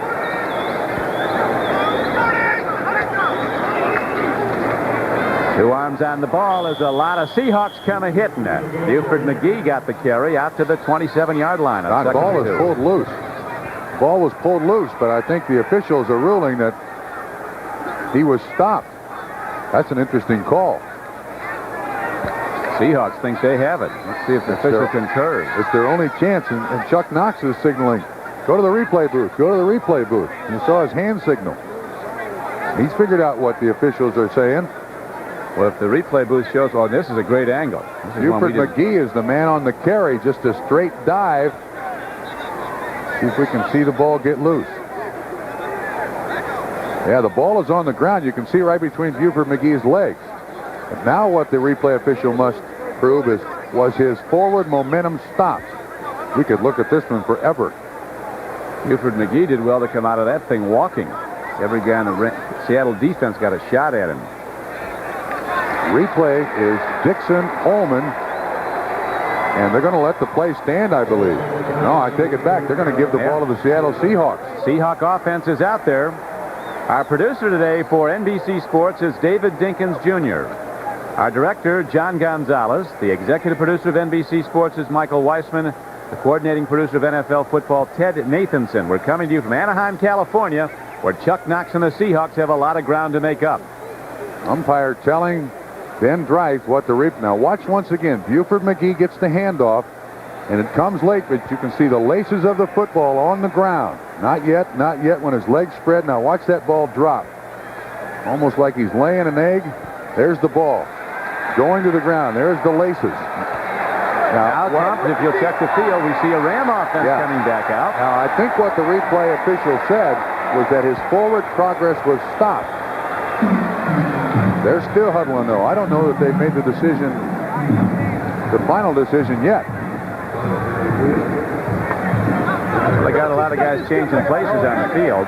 Steve Largent gets in there and gives him a what-to. They talk about the old adage when the ball was on the ground, so it goes back to the Rams.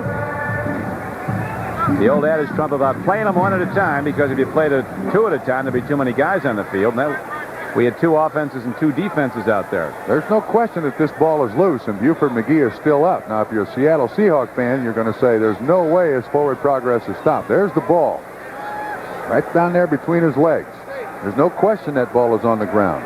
But what the replay official must rule is whether or not his forward momentum had been stopped.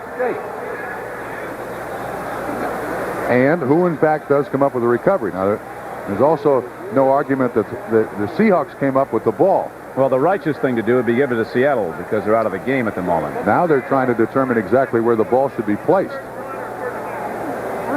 That they might give Seattle a couple of scores to get.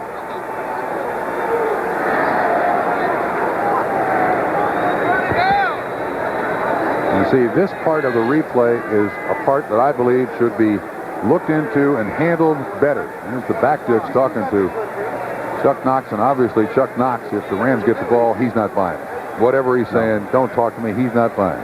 John Robinson, smile on his face. He's looking at some real estate there, and he's even saying, not only did we keep the ball, but we got the first down. John may be hard-pressed to be smiling next week. They have to travel into that Superdome where the Super Saints take on the Rams next Sunday. The Seahawks will be back in the Kingdome. Chuck Knox will have his team ready to go against San Diego.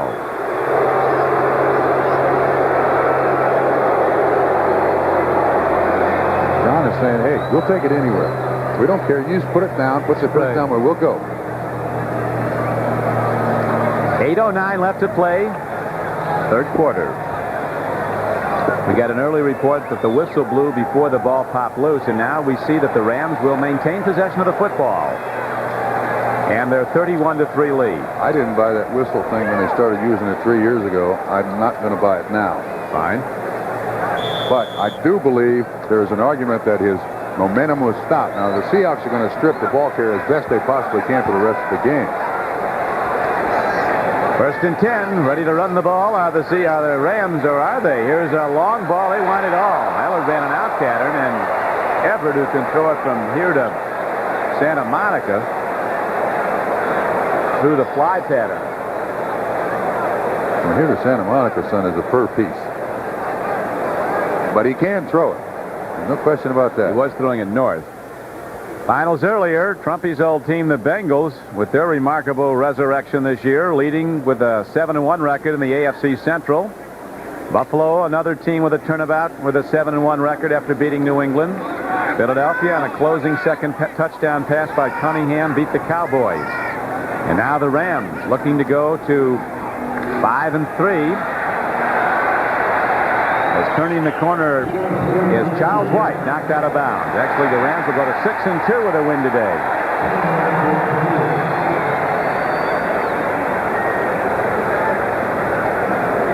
This is when a football game gets ugly. Frustration on both parts. White that time after he hit the sideline was shoved.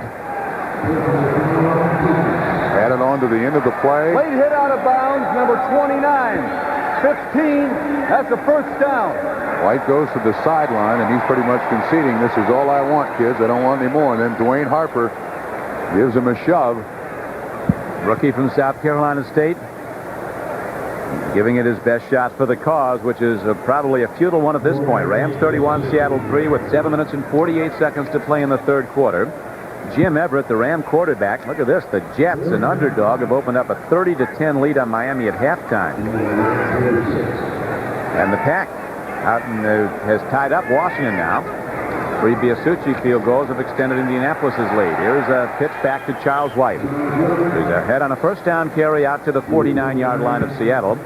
Jim Everett started today with a quarterback rating of 103.8, third best in the NFL. It's going to rise markedly this week as he now has 3 touchdown passes today, 19 for the season. No interceptions today, only 5 for the season. He has 9 touchdown passes in his last 3 games, including this one. Brian Bosworth on the sideline, I guess, resting his shoulder.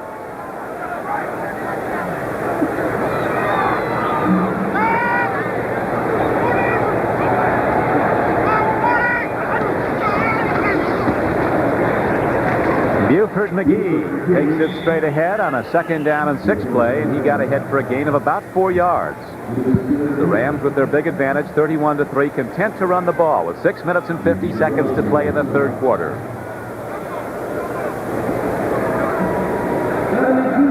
Seahawks going to back up defensive troops now. This Everett has shown an inclination to let it go long, even with the big lead. Time for guys to earn their letter. When you trail 31-3 or you lead 31-3, you get some of those underclassmen in there, you know? Right. You may have to count on them later in the season or next year. You also get some offensive plays you wouldn't get if they were in the same division and had to play again this year. Markers down all over as the pitch back went to Charles White.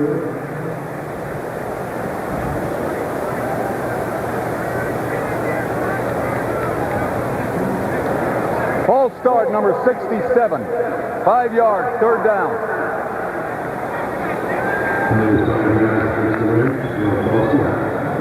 Duval Love, the right guard, was called for the illegal motion for Los Angeles. An excellent offensive line in front of Everett, and they've protected him well. And now into the 8th game of the season, he's been sacked but 13 times. I think that's the NFL low. I think they've got Marino more than that in Miami. Irv Pankey and Jackie Slater are the veteran tackles. Newberry and Love are the guards. Doug Smith, an excellent center. He's been to the Pro Bowl 4 the last 5 seasons.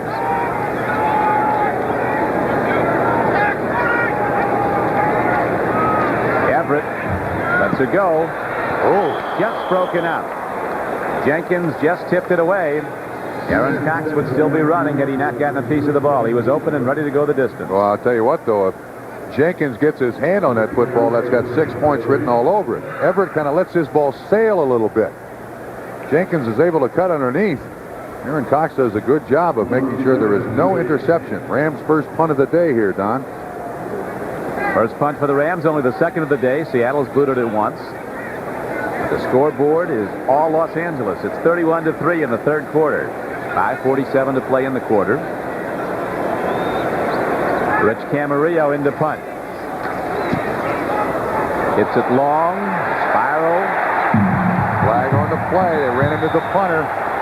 Automatic first down for I take that back. They get 5 yards. They can take a shot at him on that play because that's not enough to get him a first down. It'll be 4th and 2. They'll punt it again. Dwayne Harper was the man that hit him. Number 23. That is a rule change. Not a first down. John Robinson is saying we'll refuse the penalty. Now that's rare, but that's what this new rule change has created. It used to be anytime you made contact with the punter and you were the one that ran into the punter, then it was an automatic first down. Now just a 5-yard penalty. The Rams refuse it. Seattle gets the ball at their own 16. 5:39 to play. Rams lead 31-3. Seahawks ball. Let me correct myself. I said Dwayne Harper ran into the punter. Actually, it was Patrick Hunter who ran into the punter. So Seattle has the ball. Shovel pass. Shuffle pass it is, and running in the open field is John L. Williams, but low. There's another yellow flag down at the line of scrimmage, and a Ram is signaling holding against Seattle. Michael Stewart finally runs him out of bounds and almost without fail every time the Seahawks come up with a big play. That of 35-yard complete Offensive pass. holding number 54. 10-yard penalty. Brings it First back. down. If they ever place another time capsule into the earth at the Seattle World's Fair site, tape of this game will not be in it.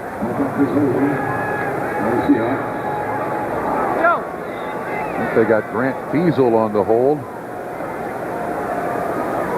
Number 54, 8 for 98. My goodness, no stat has looked good today for the Seattle Seahawks, and no part of this game has looked good.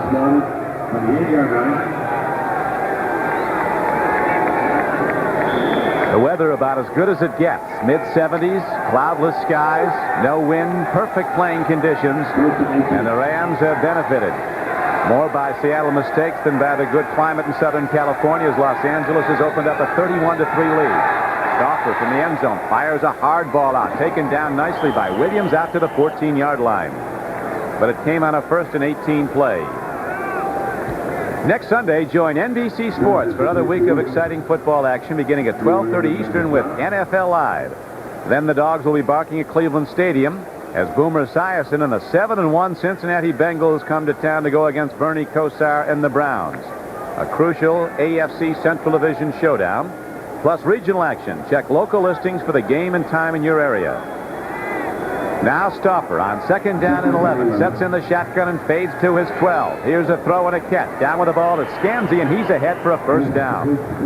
Well done by the veteran wide receiver, Paul Scansy. James Washington knocked him out of bounds, but the Seahawks do convert a first down. With 4:46 to play in the third quarter, they're down 31-3. Something I could say about Kelly Stauffer, keeping his composure, throws the ball very, very hard, good tight spiral on it. That's a nice, easy ball for the receivers to catch, and that was the longest pass completion of the day by the Seahawks, 12 yards. Seattle having trouble converting third downs this year when they were number 1 in the NFL last season. Here is a misconnection and the snap again. Gary Jeter goes back and pats Stauffer on the shoulder. That's going to be against the offense. Stauffer called it on one number, told everybody else another number. Fiesel didn't snap it, and the offense was moving all over the place. So that's the 10th penalty against the Seahawks so far today. Normally the Seahawks are very, very conservative. False very start well on the coached. offense. 5-yard penalty. And it's also a team that makes very few mistakes under normal circumstances, but the last 2 weeks they've made them. Interesting year for Seattle. They started off with a very impressive win on the road at Denver, 21-14. Came back and blew out Kansas City. Then suffered successive losses at San Diego and to San Francisco. Came back to beat Atlanta and then beat Cleveland. Then lost by a point to New Orleans. Today, their longest day of the season as the swing pass comes out. Here's another penalty marker. And lost to San Diego, John. A devastating loss. That and of really course, was. last week, a game they should have won, could have won, they let get away at the loss to New Orleans. Kevin Green, the linebacker, he's on Mike Wilson. This is a little screen that Green plays very, very well. Stauffer still able to get the ball to John L. Williams, and I think John L. Williams... 91, personal foul, hit the man out of bounds. 15, that's a first down. Yeah, but you know what they missed? It looked like John L. Williams grabbed a hold of the face mask of the tackler. Somebody illegally blocked the photographer.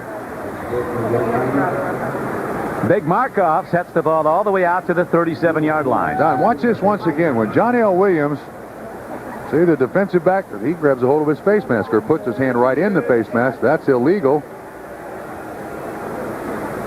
But then Kevin Green shoved John L. Williams out of bounds, and the Rams are penalized. Anaheim Stadium holds almost 70,000 for football and is just about packed. Rams leading 31-3. 4:23 to go third quarter. To the run go the Seahawks on first down, and Kurt Warner doesn't get much but a load of left end Doug Reed.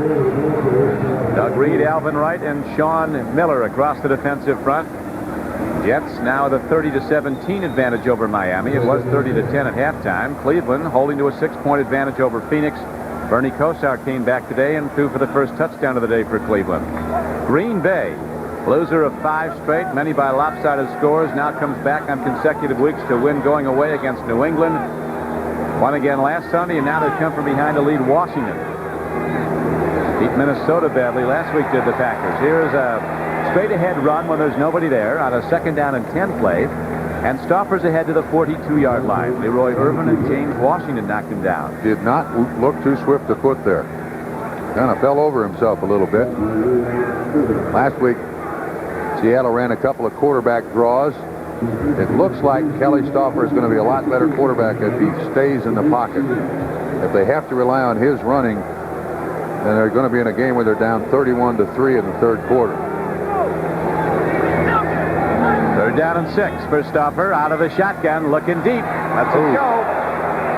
He had an open Largent running a crossing pattern, but didn't see him as the defense came to whack him just as he released the ball. Meisner was in to make the hit. Greg Meisner, a pass rusher. Nice little game run up front by the Los Angeles Rams. You can see him twisting right at the outset, and then Stauffer tries to set up. He can't really finish because Meisner's right there in his rib cage. That's why they pay those guys all the money they make, and it ain't enough. But in most cases in this day and age, it ain't bad. Leroy Irvin back deep now as the punt comes. It is hit downfield by Rodriguez. Leroy Irvin steps under it and fair catches the ball at the 27-yard line of the Rams. And with 2:57 left to play in the 3rd quarter, the Rams will take over the ball 1st and 10, leading the game 31-3 over the Seattle Seahawks. A little lady, perhaps a Seahawk fan, making a silent statement on what she's seen today. Not too exhilarating for the Hawk fan. I have a feeling she's been asleep for quite a while, too. We have 2:57 to go in the 3rd quarter. It's 31-3. The Rams are in the lead. Everett play fakes, takes a look long, fires downfield, makes the connection with Aaron Cox. He's a fine-looking rookie from Dorsey High School in Los Angeles and Arizona State. First-year player. 18 yards on the pickup. Well done. One scored on a 95-yard scoring play against USC. Next Saturday, join NBC Sports World for one of the most thrilling events in the sport of kings, the 1988 Breeders' Cup Steeplechase. This $250,000 race is the richest event of its kind in the world, and with the challenging grounds of Fair Hill Racecourse in Maryland, it's definitely a test of great horsepower. One of the signal events in thoroughbred racing, the Breeders' Cup on NBC Sports. Next Saturday, it's the steeplechase. Charles White gets the call on a 1st down carry, and he is ahead for about 3 yards. Darren Como made the stop. Charles White, after that month's suspension, now has been used in the past primarily as a pass receiver or a pass protector for Jim Everett. Now he gets a chance to get his legs back, get some game experience when this one's basically out of reach.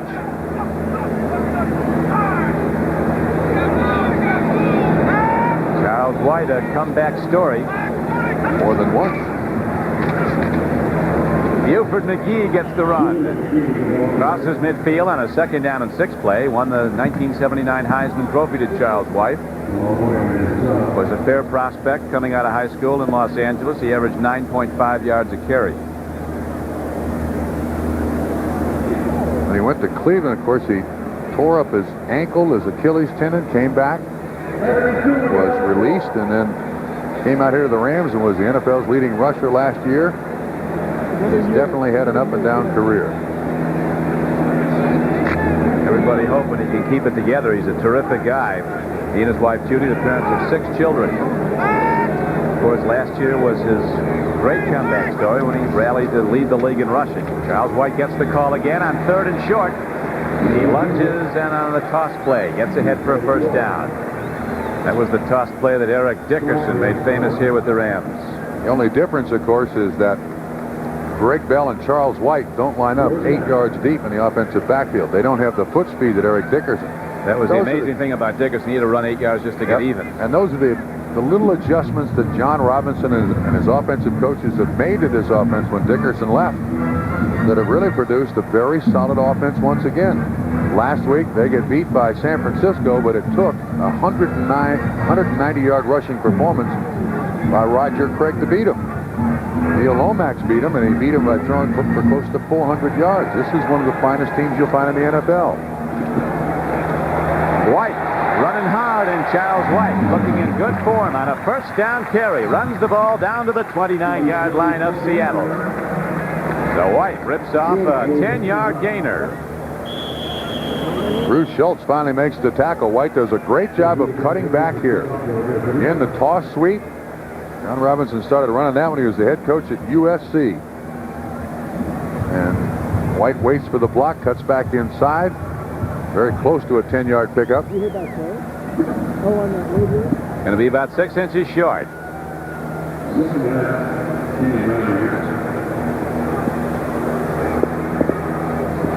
So it gives Everett a nice play call. Second down and a very short. The backup to Jim Everett's another Purdue quarterback, Mark Herman. Look what the Rams have done on first down today, Trump. That's why they're winning. That and the turnovers. Very obvious. The clock is going to expire here to the end of the third quarter, but Rams' first down yardage, both running and passing, really devastated the Seahawks.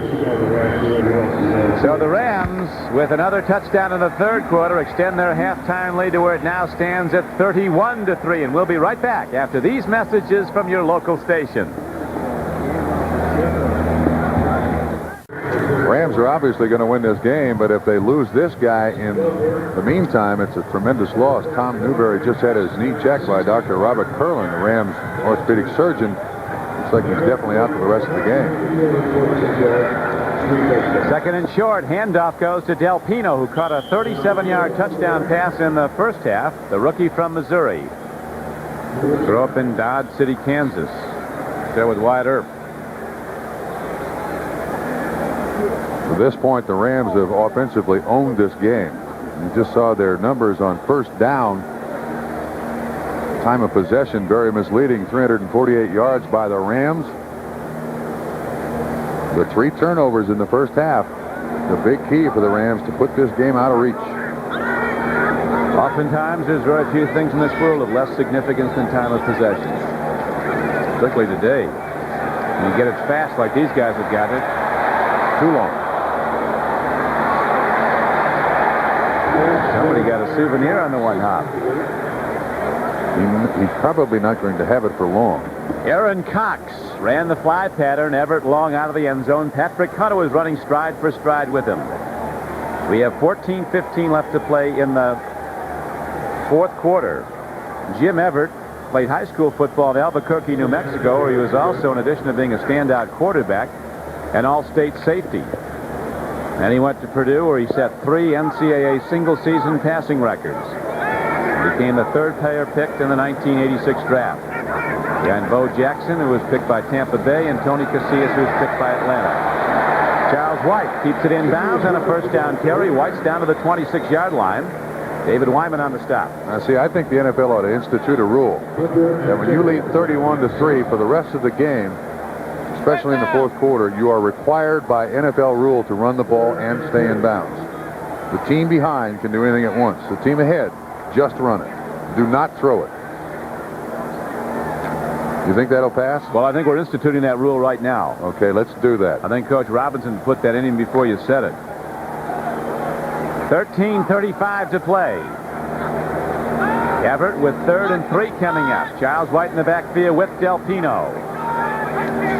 Cox running a fly. Up the middle they go. Penalty markers and an incomplete pass. This Cox is some weapon. Man. Can this kid run or what? Robert Del Pino was the intended receiver. That time Paul Moyer, 21, came with the blitz. Flag down. Illegal procedure. Los Angeles. We got Newberry with a lateral strain of his left knee. There's the orthopedic surgeon, Robert Curlin. Motion on the offense, 2 men moving at the same time. They declined the penalty. It's going to be 4th down. If he can get up and walk on it, it's not a serious, real serious injury. put weight on it. It's the right leg that he is injured, has iced. Rams want to tack some more on, and they have Lansford out to try a 43-yard field goal. He is 9 for 12 on field goal attempts this year. Block. And they'll be running with it. Goodbye. He's out of here on the run with the ball. Is a Seattle Seahawk. He's going to take it the distance. Vernon Dean, the sprinter, the former Washington Redskin. Brian Bosworth was the man who blocked it. And Vernon Dean, as the Rams try to pack on more points, instead get it shoved right back at them. 13-14 to play, and the Seahawks have their first touchdown of the day. And it comes as a result of a blocked field goal. They had that happen to them last week. Pressure comes from a lot of different places. Brian Bosworth gets through there, gets his hand on it, ends up being a 63-yard blocked field goal return for a touchdown for the Seattle Seahawks.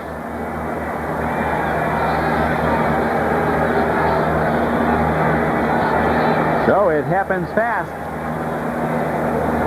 Ironically, it's the special teams, a defensive unit that's on the field for Seattle when they get their first touchdown of the day.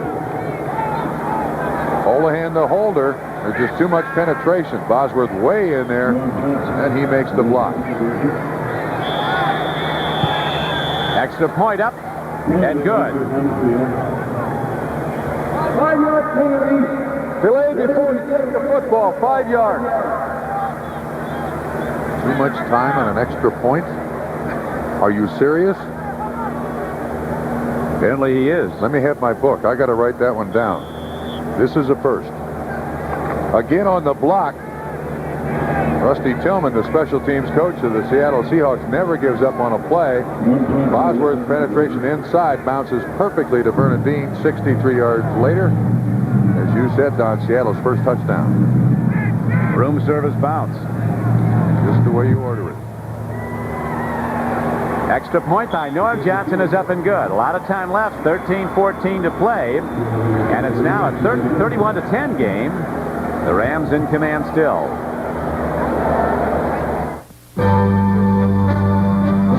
Today's game is brought to you by Budweiser, Beechwood aged for that clean, crisp taste. This Bud's for you.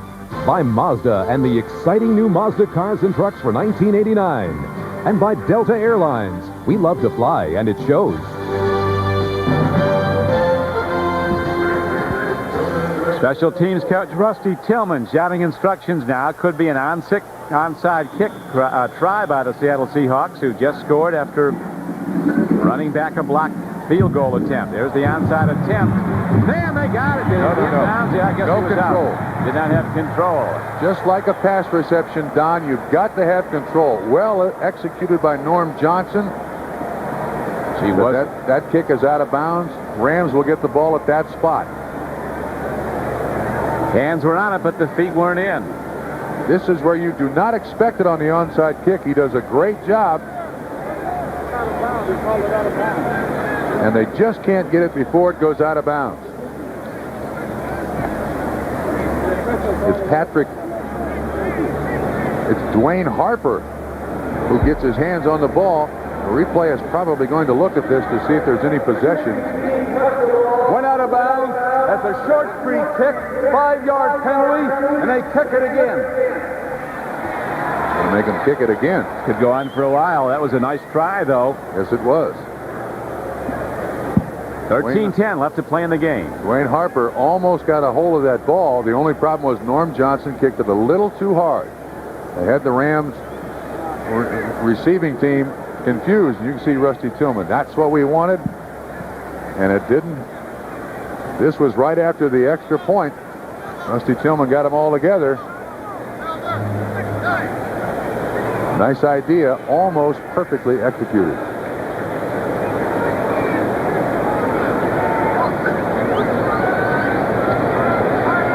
Again after the 5-yard penalty, back to the 30-yard line. Norm Johnson, the veteran kicker from UCLA. Now the Rams put their hands team out there.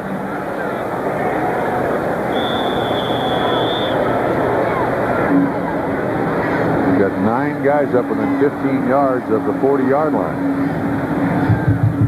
You can't try it again, though. And they don't. A high spinning kickoff that's going to spin down into the hands of Charles White. And he is out to the 30 or the 31-yard line, and there the Rams will go on offense, first down and 10, leading the game 31-10. Dwayne Harper was on the play. As we check the scoreboard, Jets now have extended their lead to 37-23. They went in as a big underdog to the Dolphins. Cleveland holding to a 6-point advantage over the Cardinals at Phoenix. Redskins and Packers tied up at Green Bay, and in the fourth quarter, Indianapolis holding to a 9-0 lead over San Diego. The next opponent of the Seahawks. San Diego goes to the Kingdome in Seattle next Sunday. Rams go to New Orleans next week. Downfield throw. Connection is made. That is Henry Allard with another reception out to the 48-yard line. A 16-yard gain. Patrick Hunter again on coverage, and this is the way the game began. The Rams throwing that out pattern that the Seahawks have had great difficulty covering all day long. Allard, Big 6 catches now, 89 yards. And Everett, a standout day also. 12.5 minutes to go. A first down coming up now for the Los Angeles Rams. Everett has thrown the ball 22 times, has hit 15 for 260 yards and 3 touchdowns. Charles White turns it up. Busts in the defense. Down to the Seattle 40-yard line goes Osborne and Charles White. A first down carry, good for a Los Angeles Rams first down. Backup linebackers in now for Seattle. Darren Como and M.O. Johnson combined on the stop. Charles White running well, Trump. 55 yards on 9 carries. Bosworth is out of the ball game, and the offensive line, even with Tom Newberry out, still doing a great job manhandling that Seattle Seahawks defensive line. They've just not been able to keep that corner. The Rams have gotten it almost all day long. High set. White swings out of the backfield, gets a throw from Jim Everett. Nicely caught by Charles White, and he's knocked out of bounds at the 40. Paul Moyer, number 21, strong safety for the Seahawks, made the stop. White came out of USC primarily as a tailback. Hadn't really caught the ball much his entire career, but as you can see, he's a very talented athlete. Good body control, spins 360 degrees, makes the catch. For not much yards, but he does make the catch.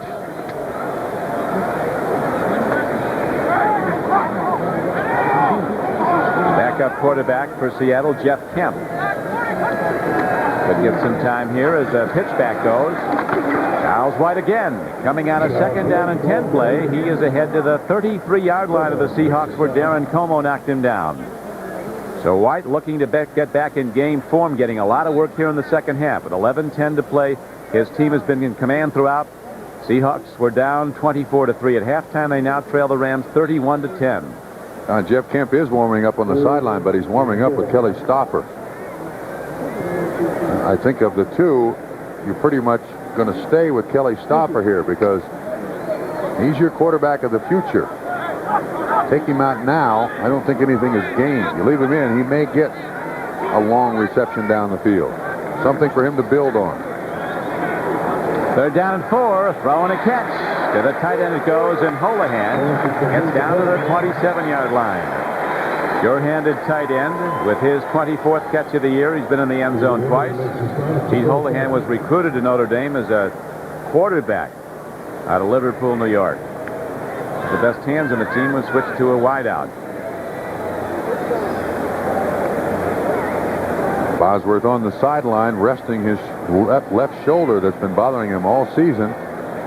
He wants to play with it. It was probably senseless for him to be in there now, so Tom Catlin gets him out of the lineup. Maybe he'll feel a little pressure next week against San Diego. Allard in motion. Charles White with the run. Right at the defense. And Charles White takes a first down carry down to the 20-yard line of the Seahawks. Gain on the play of 7 yards before backup linebacker Darren Miller, a rookie from Tennessee, number 91, made the stop. Don, the reason that play has worked all day long is Doug Smith, Duval Love, Robert Cox, the offensive line of the Los Angeles Rams. have done a great job on the middle three, the nose tackle and the 2 inside linebackers. A lot of short traps have been very successful today for the Rams. Offensive line, veteran, very much in sync. Another trap block now, but they go to a throw off it, taking the rumble. There's a free ball on the field. It does draw a crowd back at the 3-yard line, and it looks like Seattle has the ball. Looked like Darren Miller came up with the ball. Ellard caught it. It was a catch indeed, but lost possession, so it's a catch, a fumble, and a Seahawk recovery with 9:06 to play. It is Darren Miller who comes up with the football. Tony Woods also on the play. Play action fake. He catches it.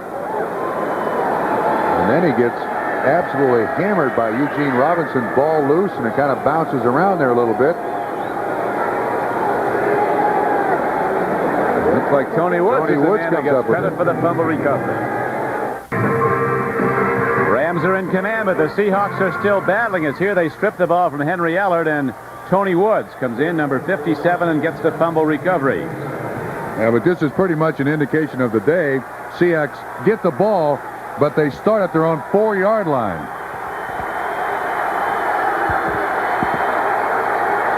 From the end zone, Stauffer lets a long ball go, and it's going to be intercepted by Jerry Gray, and he's not done. And now they're ruling he's down.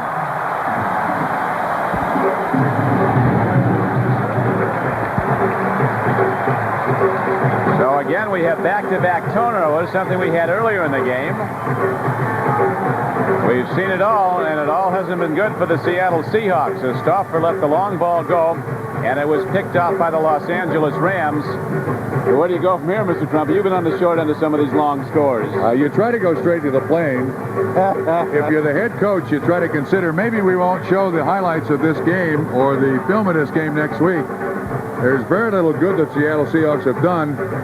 And, of course, when in desperation you begin to throw the ball deep, a young quarterback is going to turn the ball over like that. I think the one thing Seattle has to come out of this game with is a feeling that Kelly Stouffer is still the quarterback of the future, still a quarterback they can go to. So they can't just turn him loose on those long passes. Well, we know he can throw it a long way. That was way downfield. And here's a give straight up the middle, and Robert Del Pino, a rookie runner, takes it to the 46-yard line. Here is Kelly Stauffer dropping back. I'll tell you, the Rams are very good defenders. Perfect coverage, and it's picked off. Running back with the ball for the Los Angeles Rams was Anthony Newman, actually. It wasn't Gray. Newman, the rookie, was in there and got it. Well, the one thing the Seahawks have had real trouble doing all day long is getting the ball to their wide receivers.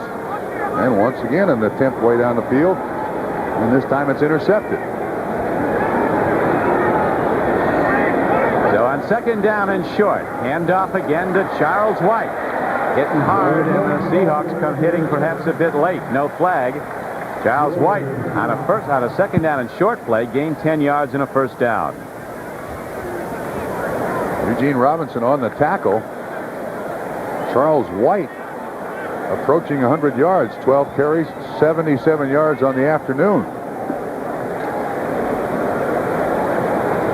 Dorsett of the Broncos, who wears one of those sun visors, says the defense can't look at your eyes and see where you're heading.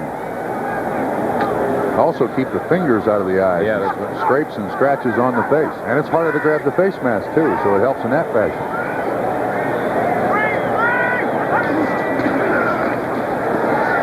White on first and 10, doesn't get much. His 13th carry of the day for no gain, but he has 77 yards on the day. And I'll tell you another thing about those shields that players wear on their helmets like Charles White does. One game for a running back, and that thing is shot. That thing will look like it's been out in traffic.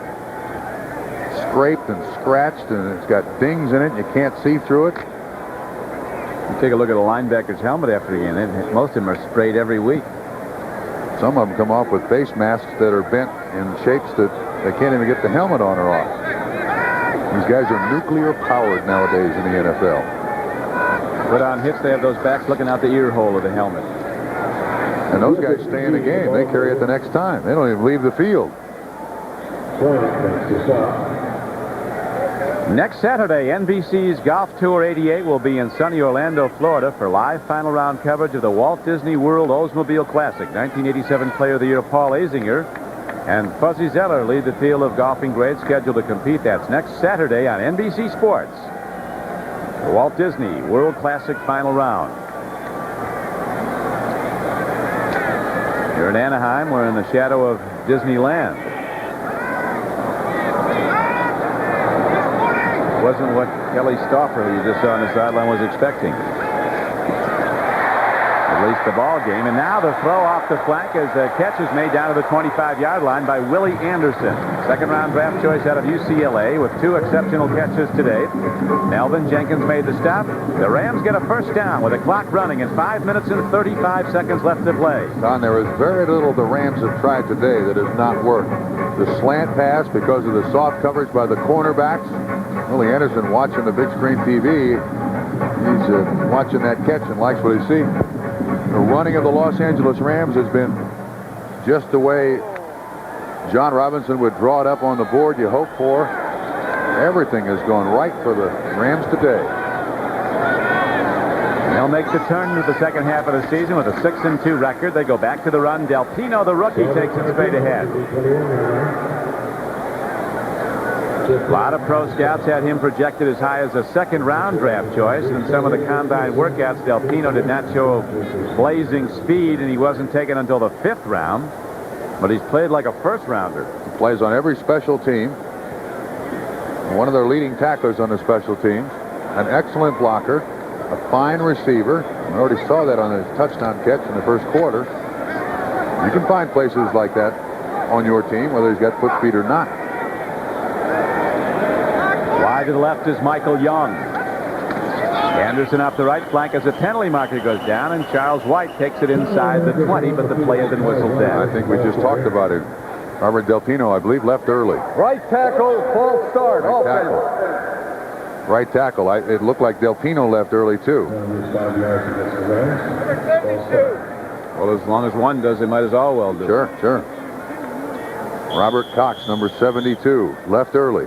He's in for Jackie Slater. Earlier today, the divisional leaders from New Orleans, the Saints, beat the Los Angeles Raiders 20-6. So the Saints make the turn at the halfway point of the season with a 7-1 record. And they'll have a 1-game lead over Los Angeles at day's end. The 49ers were also at 5-2 through 7 games. They'll play tomorrow night at Chicago. Here's a handoff going to Charles White. On 2nd down and 11, he gets to the 21-yard line. It's an excellent division. The AFC West at the halfway point of the season will have co-leaders with 500 records. Denver and Seattle both will be 4-4. Wasn't that long ago when 4 of the 5 teams in the West were over 500, AFC West. We look at all the scores today. Giants came back to beat Atlanta. Buffalo goes to 7-1. A major story, Pittsburgh rising up to smash Denver today. Philadelphia on a closing second touchdown pass by Randall Cunningham edges Dallas. The Jets continue to lead the favored Dolphins, and now Phoenix has rallied to take the lead over Cleveland. Green Bay and Washington tied. David Wyman hollers and rolls down Charles White. Game clock down to 3 minutes in running. 31-10, the Los Angeles Rams in the lead. They led 10-0 after the first quarter. They led 24-3 at halftime. After 3 quarters, they had extended their lead to 31-3. Blocked field goal attempt and subsequent return by Vernon Dean to the Seahawks in the 4th quarter gave the Seahawks their first and only touchdown of the day, and that's how it stands now. It is 31-10 Rams. Folks are leaving for the parking lot, and the reason they're leaving late is that you don't cook sushi, you see, so they don't have to leave early and late. The barbecue fumble by Holohan, touchback. Seattle ball at the 20. You lost me on that sushi and departure story. Well, normally in a 31-10 game, the home fans leave a little earlier than normal, but here on the West Coast, they all eat sushi. You don't have to cook it. You see, it's raw fish.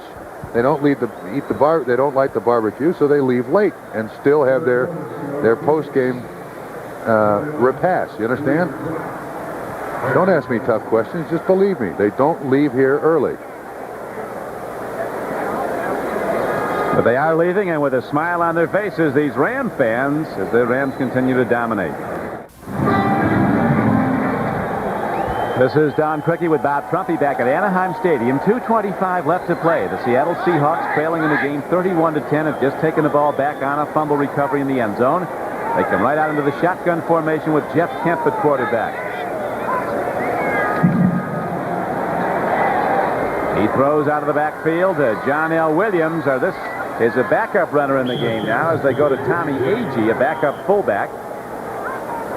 And the Seahawks also go to shock troops as the clock is running. This will take it down to the 2-minute warning, this play. They get the snap away as a penalty marker goes down, and Kemp throws on the run, makes a connection, running with the ball and moving well with it is rookie Tommy Kane. He's out to the 37-yard line.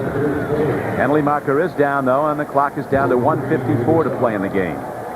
For those of you wondering, the 2-minute warning cannot take place until it's 2 minutes or less. So if you get the snap off at 2:01, then you're going to get the clock to stop after the play. Illegal This motion. flag is on. That's a 5-yard penalty in the second Now down. we'll take the 2-minute warning. 2-minute warning.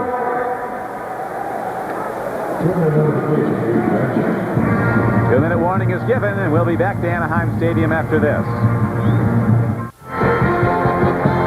This telecast is presented by authority of the National Football League, and it is intended for the private use of our audience. Any rebroadcast or other use of this telecast without the express written consent of the Los Angeles Rams and the National Football League is prohibited. This game is the property of the National Football League, of the Seattle Seahawks and the Los Angeles Rams. All rights reserved. I think, though, if you were the Seahawks and you had one to throw away, you'd be more than happy to give this one up. This was Sam, and he might throw it back. Yes, this is not a keeper. 1:54 to go. Jeff Kemp in the shotgun. Spread formation with wide receivers double to either side. Up the middle throw, the connection to Brian Blades, who had such a big day last week, the second-round draft choice out of Miami. That's his first catch today. 21st of the season. Caught 8 balls for 145 yards and a touchdown versus New Orleans. Kemp fires another strike as the Rams are in a deep zone coverage. This to Scansey. It's good for a first down. 1:31 to play. Timeout taken by Seattle. The Rams now in their prevent defense. They'll give them those short receptions down the field. Let me tell you a story about this stadium. About 25 years ago, the left end zone used to be open. It used to be just a baseball stadium, and outside was a huge A with a halo over about 20 feet from the top. There you can see it just at the top. I was playing golf one day with Clyde Wright, who was a pitcher for the California Angels, and Jim Fregosi, who was managed in several places in Major League Baseball.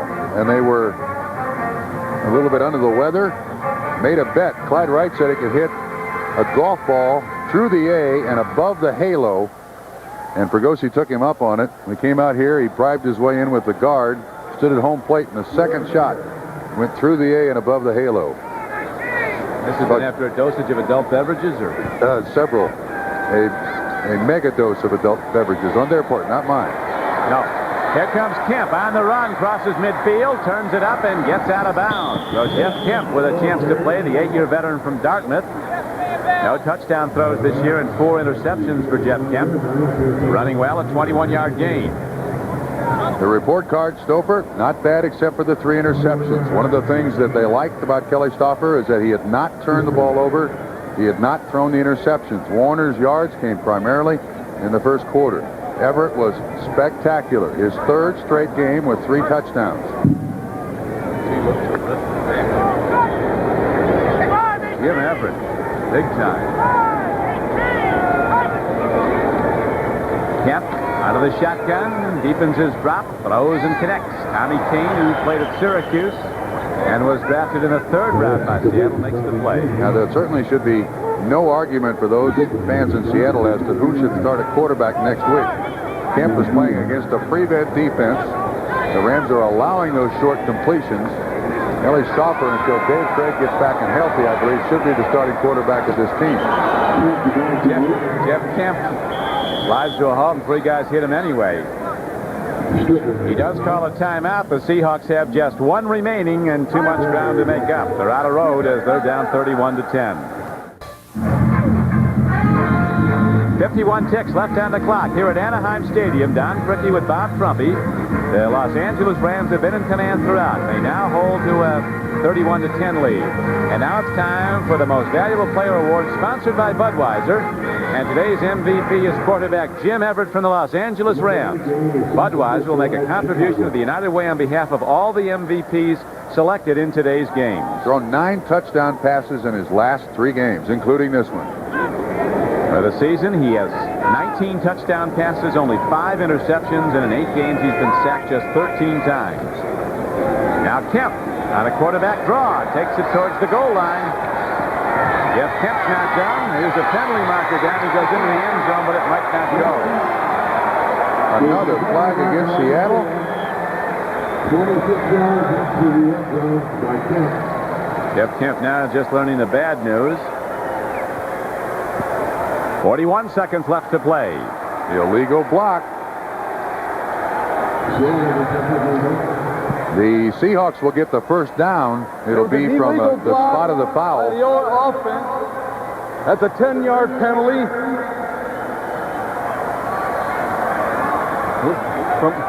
From right there, let's see what it is if you get back 10. To those viewers who have just watched us, joined us to watch The Goonies, please stay tuned. The Goonies program will be seen immediately following football, except for Mountain and Pacific time zone stations, where the program, The Goonies, will be seen at its regular time. That's reassuring. Except for Mountain and Pacific time zone stations.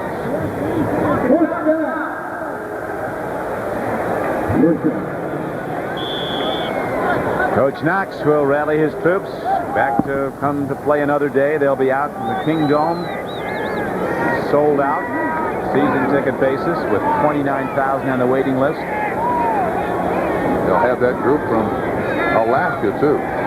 Every weekend they travel to Seattle to watch him play. Oh, and a catch to Brian Blades. There's the comeback pattern. This time it's Jeff Kemp executing it. Hard thrown ball, and the ball is down to the 4-yard line with 34 seconds to play. Some of the headliners this week, Trump. Randall Cunningham, you see with a TD pass, 4 seconds left. Eagles beat Dallas. James Brooks gets 3 scores for your old team, even with a broken hand, as they beat Houston in a key game, 44-21.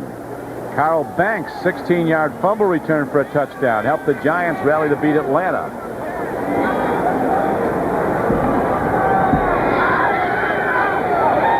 First down and goal with just seconds remaining, 34 ticks left.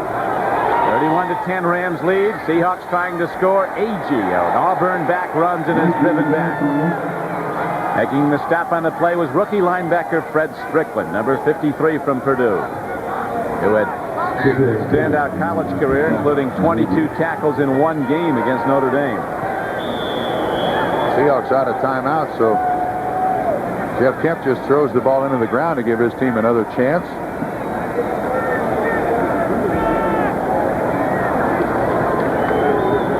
15 seconds left. So at the halfway point of the season, the NFC West, indeed a formidable division, with the New Orleans Saints off to a 7-1 start. The Rams will be 6-2 at day's end. 49ers looking to go to that mark. They're 5-2 heading into Chicago. That won't be easy. No.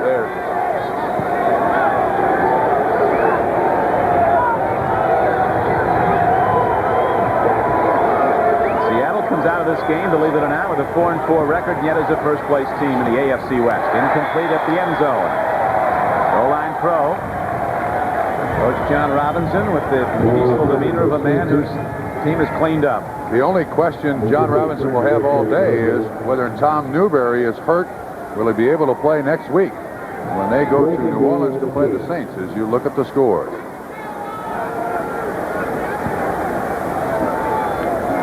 Lions won 1 today. Every pro scouting combine says the #1 rated player in America right now is without question quarterback Troy Aikman of UCLA.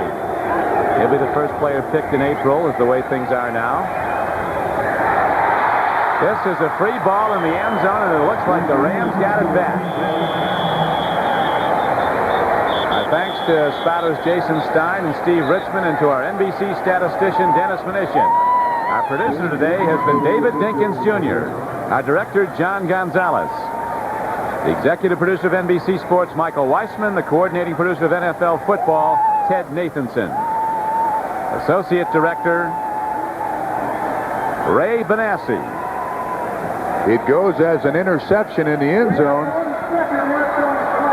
So the Rams get one more snap with 1 second to go.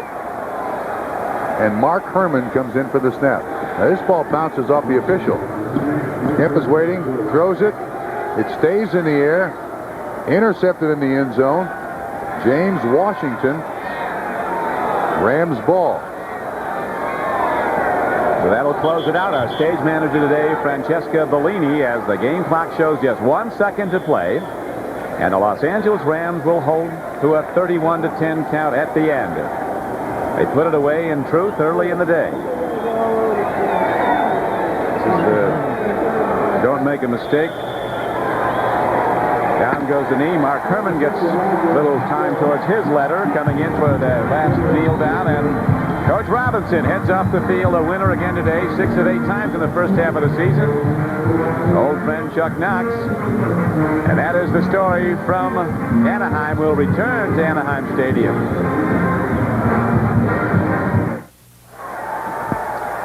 This is Don Criqui with Bob Trumpy back at Anaheim Stadium, where the Los Angeles Rams took command early, capitalizing on Seattle mistakes, and went on to win the game 31-10. So the Rams are back in form after losing, Trump, their last 2 games at home. Seattle could get very little going. Couldn't get the ball thrown down the field. On the other side of the coin, Jim Everett was spectacular. His 3rd straight game with 3 touchdowns.